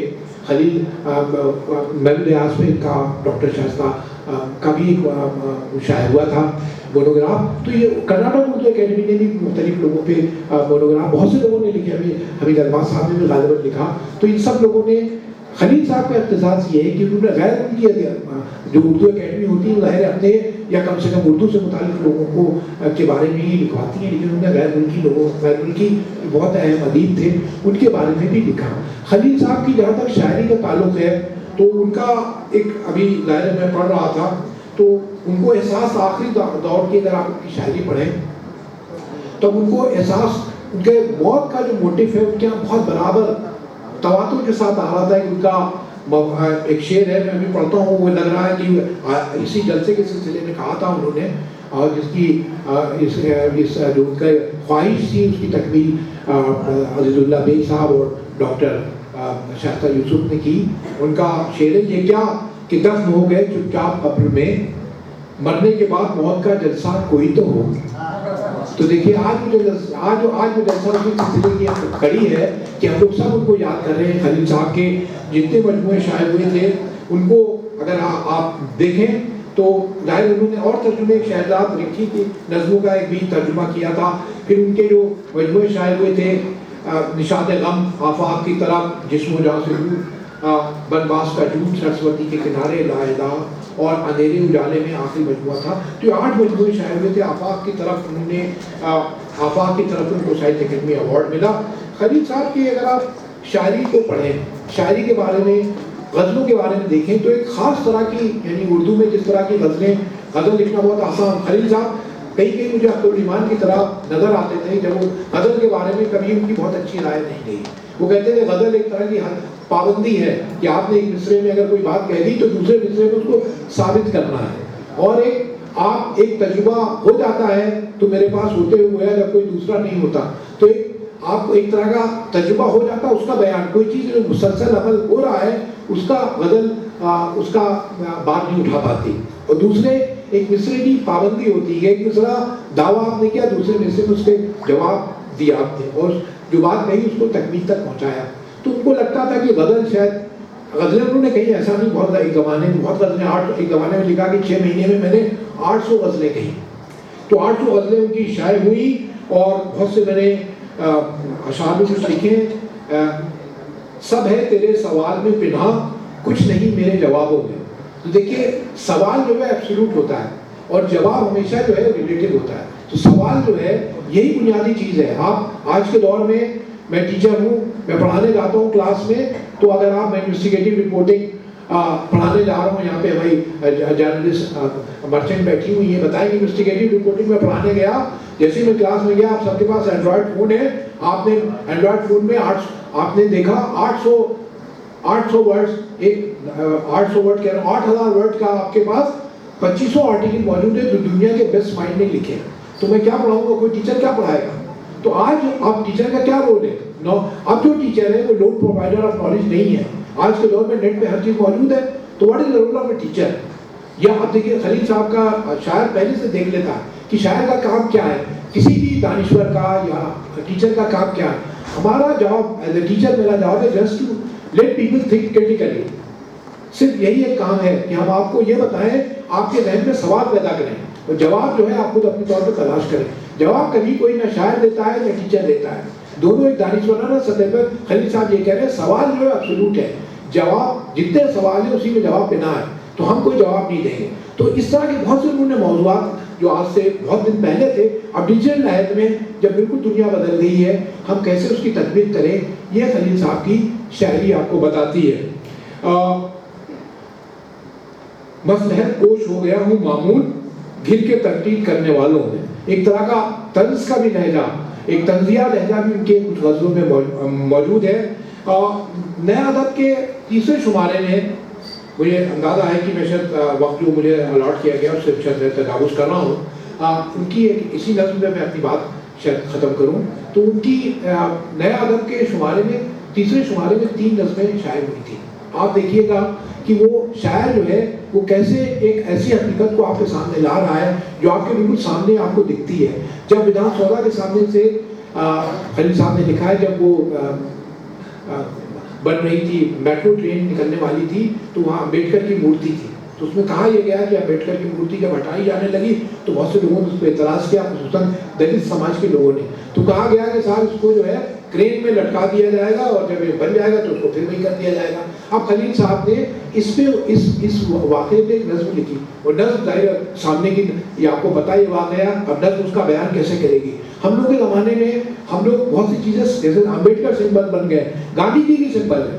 آپ گاندھی جی کا، سب پولیٹیشین کہتے ہیں گاندھی جی کے راستے پہ چلتے ہیں، گاندھی جی کا راستہ ہمارا راستہ ہے. اس پہ ایک شاعر نے کہیں لکھا ہے، نظم مجھے یاد نہیں لیکن مفہوم کچھ مجھے یاد ہے. شاعر نے کہا یہ سب لوگ جو ہیں، وہ کسی ہندی شاعر کی میں نے نظم پڑھی تھی کہ یہ سب لوگ گاندھی جی کی عزت کرتے ہیں، وہ کہتے ہیں گاندھی جی کے مارگ پہ چلتے ہیں. بالکل گاندھی جی کے مارگ پہ چلتے ہیں، آپ کو ہر شہر میں گاندھی مارگ ضرور ملے گا، اسی پہ چلتے ہیں. وہ کہتے ہیں گاندھی جی کے راستے پہ چل رہے ہیں، ہے نا، دیٹس اٹ، ہے نا. آپ دیکھیے ان کی نظم ہے، امبیڈکر کی مورتی جب ہٹائی جانے لگی تو امبیڈکر کی ان کی چھوٹی سی نظم ہے. آپ پڑھیے گا، دیکھیے کہ کیسے جو ہمارے بڑے اکابرین ہیں، لیڈر ہیں، ان کا ذکر کرتے ہیں، بار بار ذکر کرتے ہیں، لیکن ان کی تعلیمات جو ہے وہ کبھی ہم اس کو پوری طرح قبول نہیں کرتے، صرف نیم سیک کے لیے ان کا ذکر کرتے ہیں. تو یہ ایک طنز بھی ہے اور جو آپ کی موجودہ صورتحال ہے اس کا بھی ذکر ہے. نظم کا عنوان ہے امبیڈکر کی پکار. جب تک انتخابات نہیں ہوتے، جب تک میٹرو نہیں بن جاتی، جب تک شعور کا کیڑا نہیں جاگتا، جب تک سوئی آنکھیں نہیں کھلتی، مجھے پنجرے میں ڈال کر کرین سے لٹکائے رکھو، किसी मुर्दा परिंदे की लाश की तरह और उस पर फूल मालाएं चढ़ाते रहो किसी पुरानी कब्र की तरह, ताकि वोटर मुझे दूर से देखते रहें और तुम्हारी पार्टी को वोट देते रहें। आइन को तो तुम आसमान में सुनहरी तख्ती की तरह लटका ही चुके हो, ज़ातों को फहरिस्तों में सजाकर ज़ातों को फहरिस्तों में सजाकर छपवा ही चुके हो। मेरा और मेरे पैरोकारों का मकाम सरकारी और गैर सरकारी नौकरियों में बना ही चुके हो। तुम्हारे दिलों में मेरी जगह न हुई तो क्या कहीं तो है किसी क्लर्क की कुर्सी पर, किसी इंतज़ामिया या पुलिस की हुक्मरानी में, या पार्लियामान या असेंबली के हल्के में,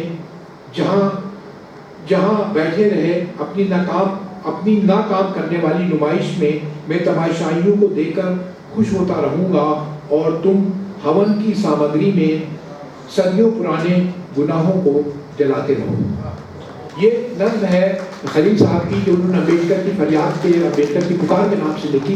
तो मुझे लगता है देखिए जो मौज़ूआती आपको टेम्पोररी पोइट्री होती है, सामने के मौज़ूआत हैं, लेकिन जो बड़ा शायर होता है उसको कोशिश करता है कि उसको लाज़मानी जहद दे। गज़लें भी खलील साहब ने लिखी, 8 उनके मजमूए कलाम शायर हुए।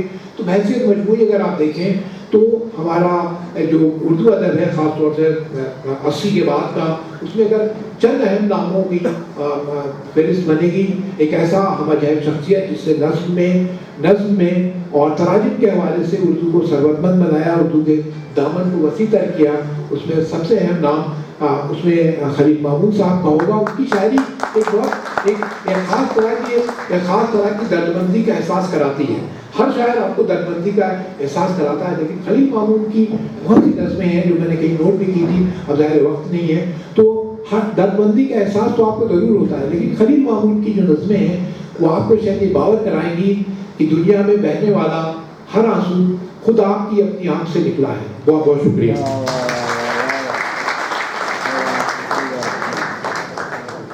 बहुत बहुत शुक्रिया जनाब प्रोफेसर शाफिक किदवाई साहब इस असरअंगेज़ कलीदी खिताब का। Now it's my proud privilege to request to invite Dr. Ajay Kumar Singh Sahab, former Director General of Police, Government of Karnataka, to address the gathering. Doctor Ajay Kumar Singh जैसे काबिल और मोतबर शख्सियात के बारे में बस इतना ही कहूँगी कि आपने उर्दू ज़ुबान और अदब की शमा को हमेशा परोसा रखा है। आपने हमेशा अपनी मौजूदगी से उर्दू महफिलों को रौनक बख्शी है और ये साबित कर दिखाया है कि उर्दू ज़ुबान जो है हिंदुस्तान की मुश्तरका तहज़ीब है और इस ज़बान का रिश्ता समाज के हर फर्द से बिला तफरीक मज़हब व मिल्लत, बिला रंग व नस्ल के जुड़ा हुआ है। तो जनाब अजय कुमार सिंह साहब को मैं इस अशार के साथ दावत तकरीर देती हूँ कि आपकी ज़ात लायकी तहसीन। अजय कुमार सिंह साहब के लिए आपकी ज़ात लायकी तहसीन बुर्दबारो और वज़ादार हैं आप। अजय कुमार आप है साहिबी फ़िक्र, अजय कुमार आप है साहिबी फ़िक्र, इल्म व हिकमत के शहसवार हैं अजय कुमार सिंह साहब।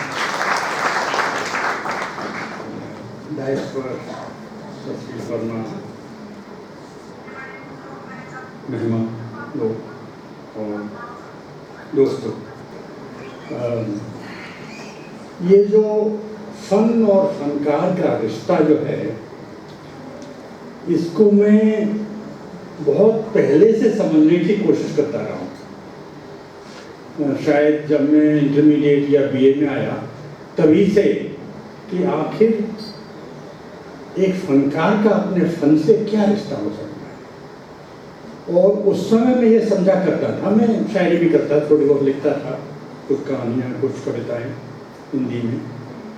तो मैं ये समझा करता था कि फ़न और फ़नकार एकदम एक होने चाहिए, कोई फ़र्क नहीं होना चाहिए एक दूसरे में। फ़नकार जो है पूरी तरह से अपने फ़न में ज़ाहिर हो। ऐसा न हो कि फ़न तो बहुत अच्छा हो लेकिन फ़नकार उससे थोड़ा नीचे मालूम हो, ऐसा मैं सोचा करता हूँ।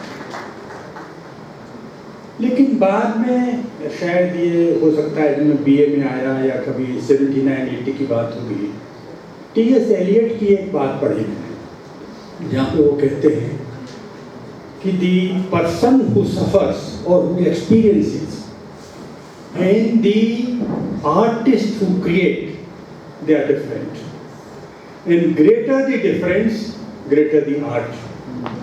تو یہ مجھے بہت عجیب لگا، بھائی ایسا کیسے ہو سکتا ہے؟ لیکن اس کو سمجھنے میں مجھے بہت سال لگے کہ ایسا بھی ہو سکتا ہے، اس میں کوئی برائی کی بات نہیں، بلکہ اگر جو میں کہہ رہا تھا فن و فنکار کے بارے میں، اگر ہم اسی پہ جمے رہیں تو بہت ساری اچھا ادب ہمارے سامنے نہیں آ پائے گا، یا ہم اس کو سمجھ نہیں پائیں گے، کیونکہ ہم اس کو فنکار کو دیکھتے رہیں گے، فن نہیں دیکھیں گے، فنکار کو زیادہ دیکھیں گے۔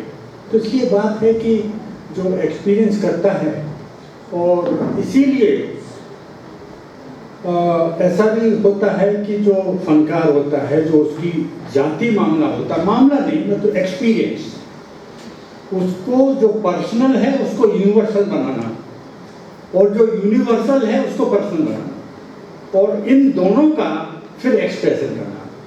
تو اگر ہم اس بات کو دھیان میں نہیں رکھیں تو ہم کیا کہتے ہیں، کیا سمجھتے ہیں کہ ارے یہ ایسی شاعری کیوں کر رہا ہے، یہ اس پوئم میں، اس کویتا میں، اس نظم میں ایسا کیوں کہا گیا ہے، اس شاعر کو بڑی تکلیف ہوگی۔ لیکن ایسا ہے نہیں، ایسا ہونا ضروری نہیں ہے، وہ اس کی اپنی تکلیف نہیں ہوگی، وہ زمانے کی تکلیف ہے جس کو وہ ظاہر کر رہا ہے۔ تو میں سمجھتا ہوں کہ یہ باتیں جو ہیں ہم اگر دھیان میں رکھیں تو کسی بھی شاعر، اور میرے لیے وشیش روپ سے ہمارے خلیل مامون صاحب کو سمجھنے میں ہمیں آسانی ہوگی۔ مجھے ایک بات اور یاد آتی ہے شاعری اور اس کی شاعری کی اپنی سمجھ کے بارے میں نے ایسا سنا ہے اپنے کانوں سے کسی کو کہتے ہوئے کہ وہ ایک بار بیندر صاحب کے پاس گئے، دارا بیندرے کا نام تو آپ سب نے سنا ہی ہوا، بہت بڑے شاعر، گیان پیٹھ ملا ان کو۔ ان کی کوئی ایک نظم تھی جو کٹھن مانی جاتی تھی، تو انہوں نے ان سے جا کے کہا کہ آپ کی نظم کا میں یہ لفظ سمجھا ہوں، کیا یہ ٹھیک ہے؟ تو بیندر صاحب بولے بالکل ٹھیک ہے، آپ نے جو سمجھا وہ بالکل ٹھیک ہے۔ تو یہ بڑے خوش ہوئے کہ بھائی میں نے ٹھیک سمجھ لیا، بیندرے کی کٹھن ایک اس کو نظم کو میں نے ٹھیک سمجھا۔ لیکن بیندرے نے آگے ان سے کہا کہ جو جیسا جیسا سمجھ رہا ہے وہ ٹھیک ہی سمجھ رہا ہے۔ ان کا کہنا تھا کہ بھائی میں نے اپنی نظم کہہ دی، اب کوئی اس کو کیا مطلب نکالے گا، میں کس کو سمجھانے جاؤں گا کہ میں یہ کہنا چاہ رہا تھا، نہیں بھائی میں یہ کہنا چاہ رہا تھا، ایسا نہیں ہو سکتا۔ تو اپنی اپنی سمجھ سے، تو اس حساب سے دیکھیں تو میں یہ کہا جا سکتا ہے کہ شاید بہت سارے لوگ خلیل مامون صاحب کی شاعری کو کٹھن سمجھتے ہیں، لیکن ایسے بھی ہیں لوگ جو، اب جیسے میں ان کی شاعری کا بہت قائل ہوں، جب میں پڑھا کرتا تھا یا سن کے آتا تھا، یا جب یہ کتاب چھپانے کے چکر میں پھر سے دیکھ رہا تھا، تو اکثر میں اٹھ کے جا کے اپنی وائف سے کہتا تھا جو کہ اردو کی شاعری نہیں پڑھتی ہیں، ارے یار کیا شاعر ہے یہ، کیا شاعری کرتا ہے، اٹ از سبلائم پوئٹری۔ لیکن جب یہ کتاب میں نے کچھ لوگوں کو بھیجی تو ان میں سے ایک ہندی شاعر، وہ خود بھی شاعر ہیں، انہوں نے مجھے ایک لمبا خط لکھا جس کا مطلب سارانش یہ ہے کہ میں نے کوشش تو بہت کی لیکن میں سمجھ نہیں پایا۔ تو یہ اپنی اپنی سمجھ کی بات ہے، لیکن جہاں تک میں سمجھتا ہوں کہ خلیل صاحب کی شاعری میں وہ بہت ساری چیزیں ہیں جو ایک اچھی شاعری ہونی چاہیے، جیسے پرسنل کو یونیورسل بنانا یا یونیورسل کو پرسنل بنانا۔ ایسے ہی ایک اور بات بھی ہے، जो समझ लेना मेरे लिए आसान कर देता है किसी भी शायरी को समझने का। कि फनकार जो है, कोई भी फनकार, वो शायर हो या नॉवलिस्ट हो, वो एक समाज, एक सोसाइटी का हिस्सा होता है। और इसलिए ट्रेडिशन, विरासत से बच पाना मुश्किल है। और जो फन है उसको भी हम 2-3 तरह से समझ सकते हैं। एक तो एक गॉड गिफ्टेड, भाई हमको एक क्या कहना चाहिए, एक गिफ्ट मिली हुई है हमको, हम कह सकते हैं, बाकी लोग नहीं कह सकते हैं ये बात। लेकिन उसको थोड़ा बहुत सीखा भी जा सकता है, और अगर सीखने की कोशिश करेंगे तो उसमें विरासत की बात आती है। तो इसलिए विरासत से बच पाना मुश्किल है। लेकिन अगर हम उसी के दायरे में रह जाएंगे तो फिर कुछ नया नहीं कह पाएंगे, कुछ बेहतर नहीं कर पाएंगे, क्योंकि फिर तो वही घिसी पिटी बात करते रहेंगे। तो इसलिए किसी भी शायर को ये जो है विरासत का अंग है, हिस्सा है शायद, लेकिन वो उससे अगली बात भी कह रहा है। इस चीज़ को मैं विशेष रूप से खलील मामून की शायरी में इस चीज़ को पाता हूँ। इसी को एलियट ने भी कहा है, टी.एस. एलियट ने, और आगे जो हिंदी के कवियों ने कविता, बहुत छोटी कविता लिखी है, जिसने कहा है कि भाई हर नया शायर या हर नई शायरी एक दीपों की मालाओं का हिस्सा है, और वो भी उस माला के में रख दिया जाता है, और इस दीप के आने से वो माला और भी सुंदर होती है, थोड़ी बदलती है लेकिन और भी सुंदर होती है। तो इस तरह से देखा जाए तो मैं समझता हूँ खलील मामून साहब ने, आइए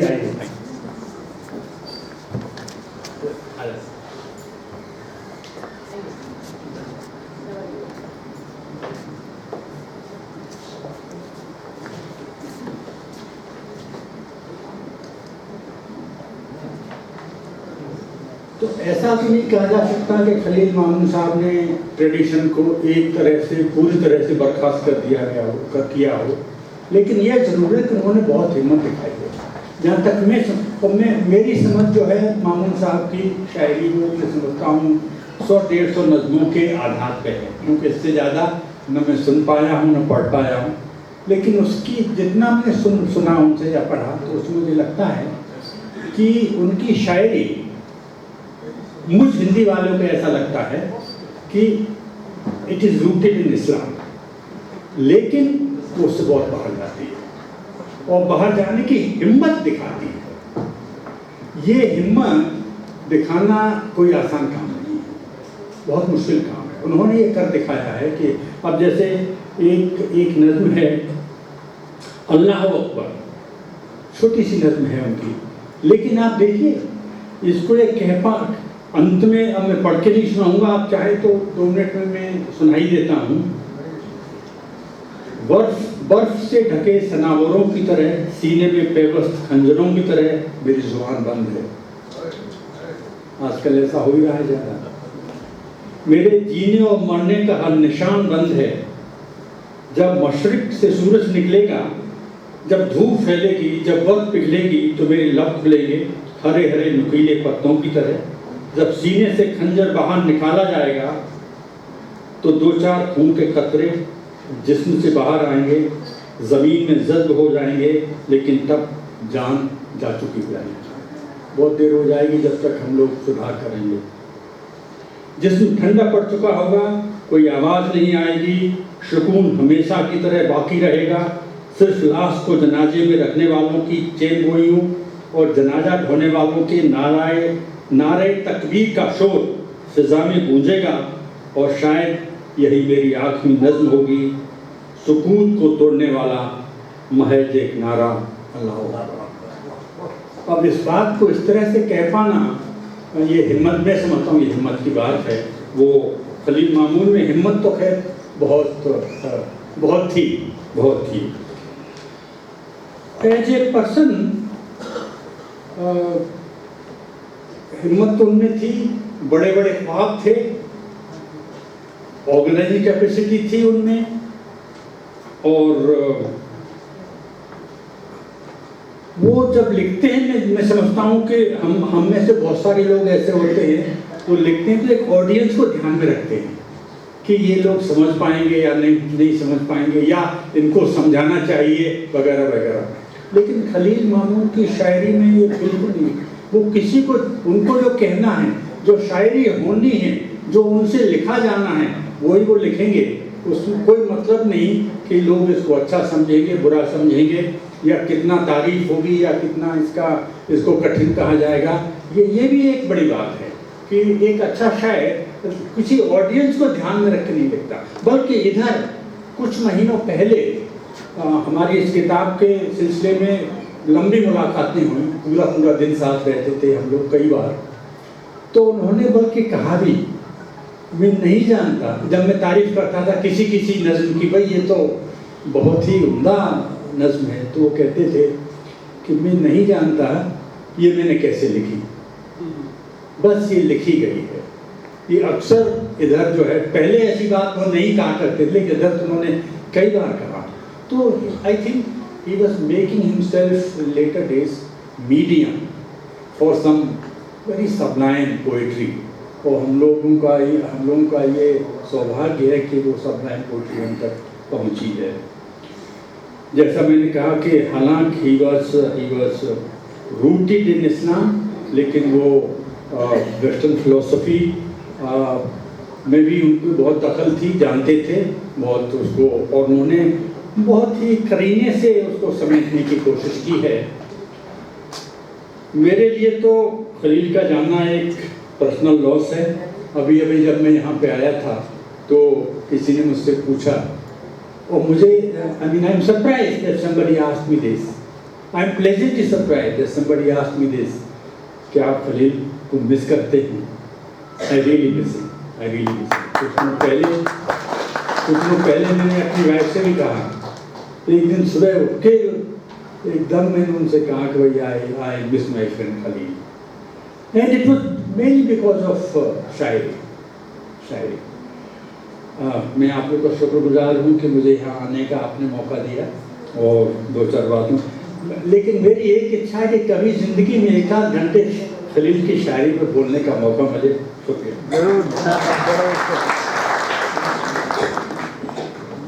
मैं अब जनाब एजाज अली जौहरी साहब, नायब सदर अंजुमन तरक्की उर्दू कर्नाटक से गुजारिश करती हूँ कि अपने ख्यालात का इज़हार फरमाएं। आदाब सामीन, शहनिश पर तशरीफ़ फरमा जनाब अजीज़ुल्लाह बेग साहब, सदर जलसा जनाब अजय कुमार साहब, हमारे मेहमान खुसूसी जनाब शाफी साहब, शाइस्ता मैडम साहिबा और सबिया ज़ुबैर साहिबा, दीगर हज़रात के नाम लेने से इतना वक्त कमी है कि उनके वक्त में बांधा हुआ। तो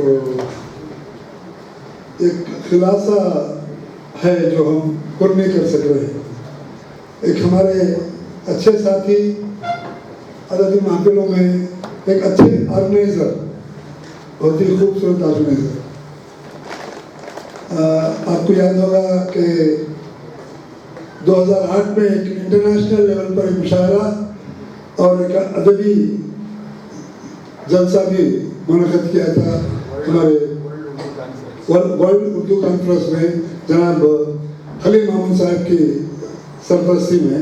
हम लोग सब उसके एसोसिएट हैं। उस वक्त से इनकी आखिरी रहलत तक भी जो है हम लोग इनके साथ रहे, हर प्रोग्राम में हम लोग हिस्सा लेते रहे।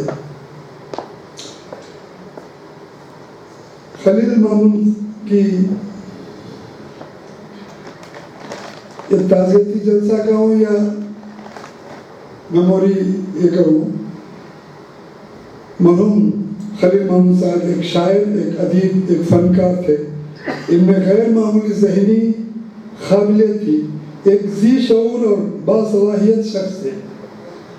उर्दू अदब में ख़ासकर शायरी में इनको महारत थी, बल्कि यूँ कहूँ एक जोहर था। जब भी लिखते एक किताब बन जाती थी। मेरी नज़र से बहुत सारी किताबें मुझे लिखी, मेरी नज़र से एक 500 सफ़ात की एक किताब गुजरी,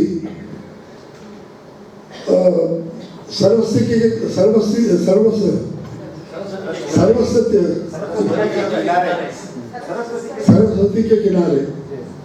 میں نے اس پر نکتہ چین بھی کیا کہ کاویری کے کنارے کیوں نہیں آتا، مزاحیہ طور پر اس میں انہوں نے لکھا ہے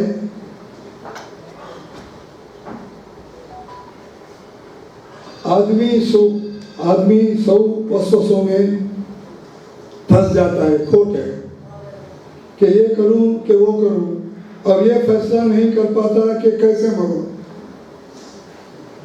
میں 3-4 نظموں میں دیکھا یہ نثری انداز میں جو شاعری ہو رہی ہے آج کل، میں ایک شاعر تو نہیں ہوں، میں ایک ادیب بھی نہیں ہوں، مگر آرگنائزیشن میں ہمیشہ ساتھ رہتا ہوں ادبی محفلوں میں، اور یہ فیصلہ نہیں کر پاتے کیسے مروں، یہ نوٹ کر لیجئے۔ اپنے غموں کا شمار کرنے لگوں تو میری یادداشت غائب ہو جائے، اپنے غموں کا شمار کرنے لگوں تو میری یادداشت غائب ہو جائے،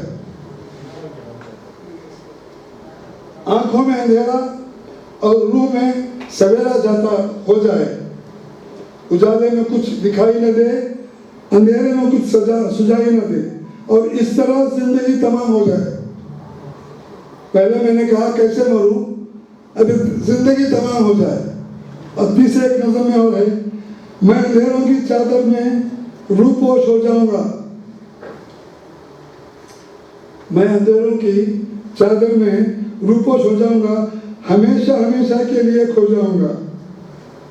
تو ہر جگہ جو ہے ایک کل نفس ذائقۃ الموت، تو یہ اچھی طرح ایک آپٹیمزم، ایک سمجھدار شاعر تھا جس میں ہر شعر میں جان ڈال رہا تھا۔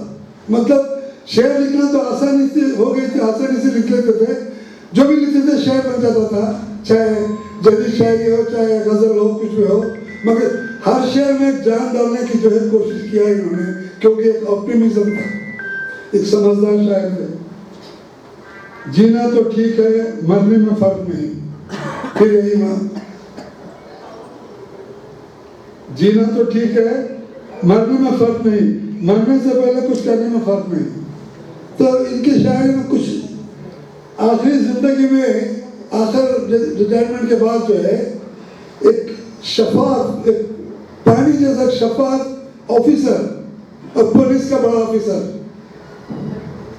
حرام حلال کی تمیز رکھتے ہوئے زندگی گزارا ہوا انسان، اپنے زمانے میں، ریٹائرمنٹ کے زمانے میں ذرا اقتصادی حالات سے شاید کمزور ہو چکے ہیں، یہ مجھے نہیں معلوم، تو وہ سب جو ہے اپنے شاعری میں، اپنے ادب میں جو ہے ڈال دیا۔ یہ ان کا ایک سرمایہ لگتا ہے، ان کا ایک کیپٹل تھا جو انہوں نے جو ہے دنیا کے سامنے رکھ دیا۔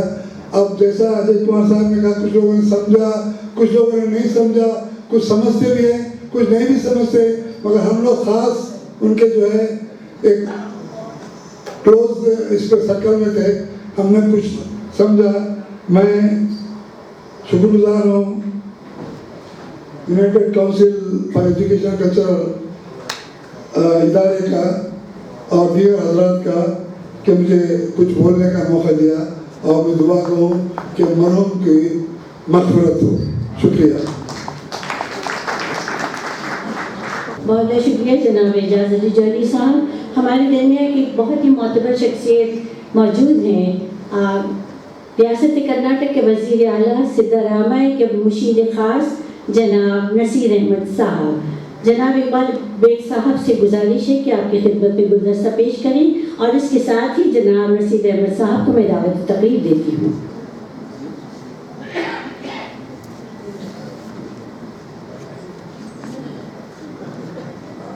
کہ صحن چمن کو اپنی بہاروں پہ ناز تھا، صحن چمن کو اپنی بہاروں پہ ناز تھا، وہ آ گئے تو ساری بہاروں پہ چھا گئے۔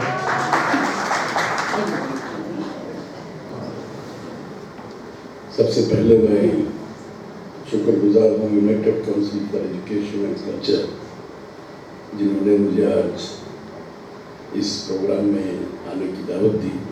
سب سے پہلے ہمارے خلیل محمود صاحب کے ساتھ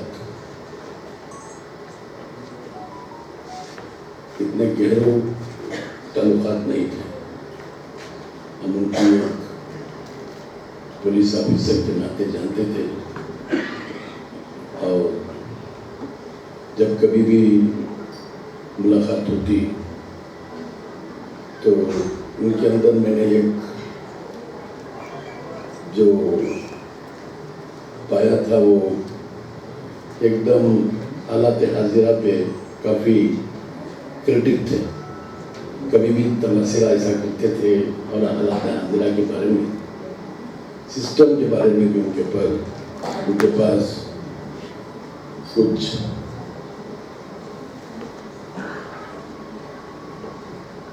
मतलब सेटिस्फैक्शन नहीं था।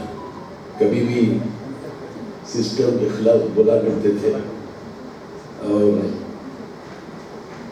सूफिज्म में उनका एक लगाव था। कभी भी जब उन लोग मौका मिलता था तो सूफिज्म के बारे में बोला करते थे। जब कभी भी उनको हमने कोशिश की इस्लामिया इंस्टीट्यूट ऑफ टेक्नोलॉजी में एक ओहदा दिया था और उनसे गुजारिश की थी कि उसमें कुछ इस्लाह करें, उसमें कुछ तब्दीली लाएं, मगर वहाँ के हालात को देखते हुए थोड़ी ही अरसे में उन्होंने कहा कि ये मेरी बस की बात नहीं है, मुझे इस एनवायरनमेंट में रहना नहीं है, तो उन्होंने उससे भी इस्तीफा दे दिया था। तो बस मैं ये कहना चाहूँगा कि बहुत कम लोग ऐसे होते हैं जो अपनी सोच अपने पास रखते हैं और समझते हैं कि भाई इस सोच के तहत सोसाइटी भी बदले, समाज भी बदले, कुछ बदलाव लाने की कोशिश करें। मगर जब उस कार्रवाई में कभी कभी कामयाब होते थे, कभी कभी नाकामयाब होते थे, उस वक्त काफ़ी डिसअपॉइंट हुआ करते थे और खुलकर कहा करते थे। तो इस तरीके से कुछ याददाश्त उनके साथ जो भी हमारी मुलाकात होती थी, बस चंद अल्फाज मैं आप लोगों के सामने रखा हूँ। और उनकी जो फनकार और फन के बारे में, खासकर उनका जो उसके बारे में मुझे ज़्यादा उतना नहीं मालूम है और मैं उसके ऊपर तबसरा नहीं करना चाहता। बस मुझे यहाँ पर बुलाकर इस प्रोग्राम में शामिल होने के लिए आप लोगों ने दावत दी। मैं आप लोगों का शुक्रिया अदा करते हुए मैं अपनी जगह लेता हूँ। अल्लाह हाफिज़। बहुत बहुत शुक्रिया जनाब नसीर अहमद साहब। आज अब हम आ गए हैं इस पहली नशिस्त के इख्तिताम की तरफ। मिला है हुक्म के लहजे को मोहतरम कर लूँ, मिला है हुक्म के लहजे को मोहतरम कर लूँ कि मेरी महफिल में अजीज़ों का अजीज़ आया है। जी हाँ, और इसी के साथ ही मैं सदारती कलमात के लिए दावत तकरीर देती हूँ आली जनाब अज़ीज़ुल्लाह बेग साहब को। जनाब अज़ीज़ुल्लाह बेग साहब की शख्सियत मेरे लिए बहुत ही मोहतरम और मोतबर है, क्योंकि नाचीज़ आपकी संजीदगी और मतानत से हमेशा मुतासिर रही है। जनाब अज़ीज़ुल्लाह बेग साहब सदारती कलमात के लिए।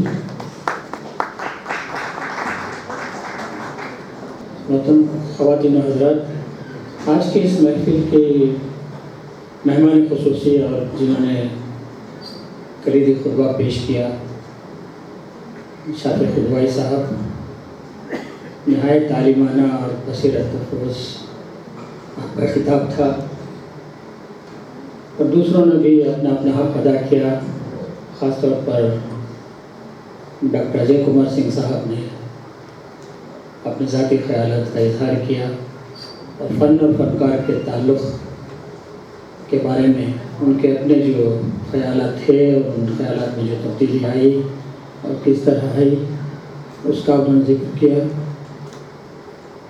एजाज़ अली ने भी ख़िराज अक़ीदत खलील की यादों को पेश किया। दरअसल बेहतरीन जलसा वो होता है जिसमें कोई सदारती तकरीर नहीं होती। मैं नहीं चाहता था कि जलसा सदारती कलिमात पर ख़त्म हो, पता नहीं क्यों मेरा नाम लिया गया। खलील के बारे में बहुत सी बातें मैं पिछले जलसों में भी कह चुका हूँ और शायद जब तक जिंदा रहूँ कहता ही रहूँगा। उनके नज़्मों के हवाले से एक वाक़या या एक लतीफ़ा जो भी कह लीजिए मुझे याद आ रहा है तो मैं सुना दूँगा आपको। गालिबन गुलबर्गा में हम किसी मुशायरे में शिरकत के लिए गए थे। मुशायरे के बाद बैठकर बातें हो रही थी गेस्ट हाउस में। एक साहब तशरीफ़ लाए, उन्होंने कहा कि खलील साहब मुझे आपकी ये नज़्म बहुत अच्छी लगी लेकिन मेरी समझ में नहीं आई। आप मुझे ज़रा समझा दीजिए कि इसमें आपने क्या कहा है।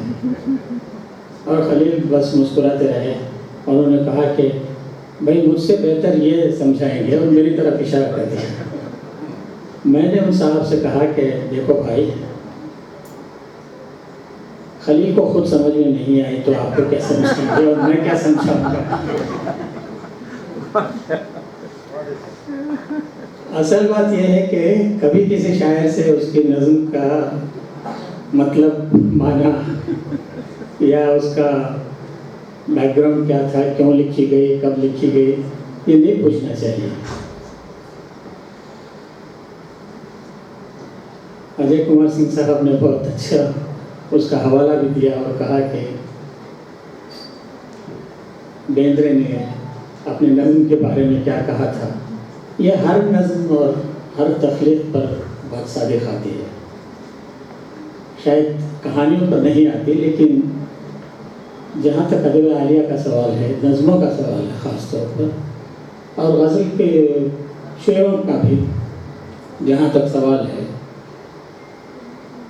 जब लिखा जा चुका है अदब, जब शेर कह दिया गया है, जब नज़्म शाये हो चुकी है या लोगों तक पहुंच चुकी है, तो उसका क्या तासुर पैदा होता है, क्या उसका मतलब निकलता है और किस सियाक़ व सबाक़ में उसको हम उसका इंतबाह कर सकते हैं और किस तरह वो हर ज़माने में, हर हाल में, चाहे वो आज का वक्त हो या आने वाले दिनों का, उसका रेलेवेंस कैसे कायम होता है, ये अपनी जगह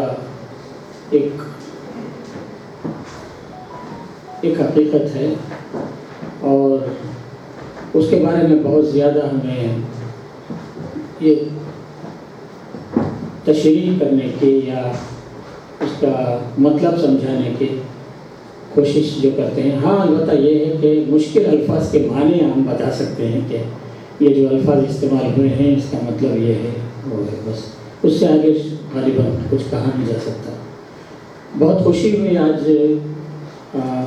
इस महफिल में आप तमाम हज़रात, ख़वातीन और हज़रात की यहाँ मौजूदगी के लिए बहुत बहुत शुक्रिया।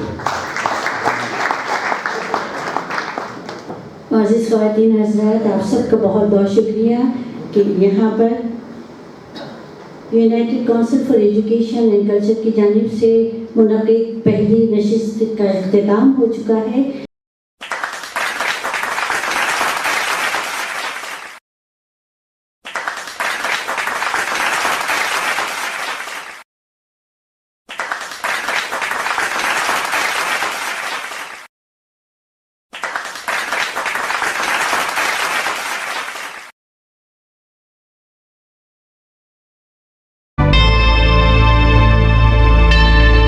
Subscribe to my channel and also press this bell icon so you can get latest video notifications.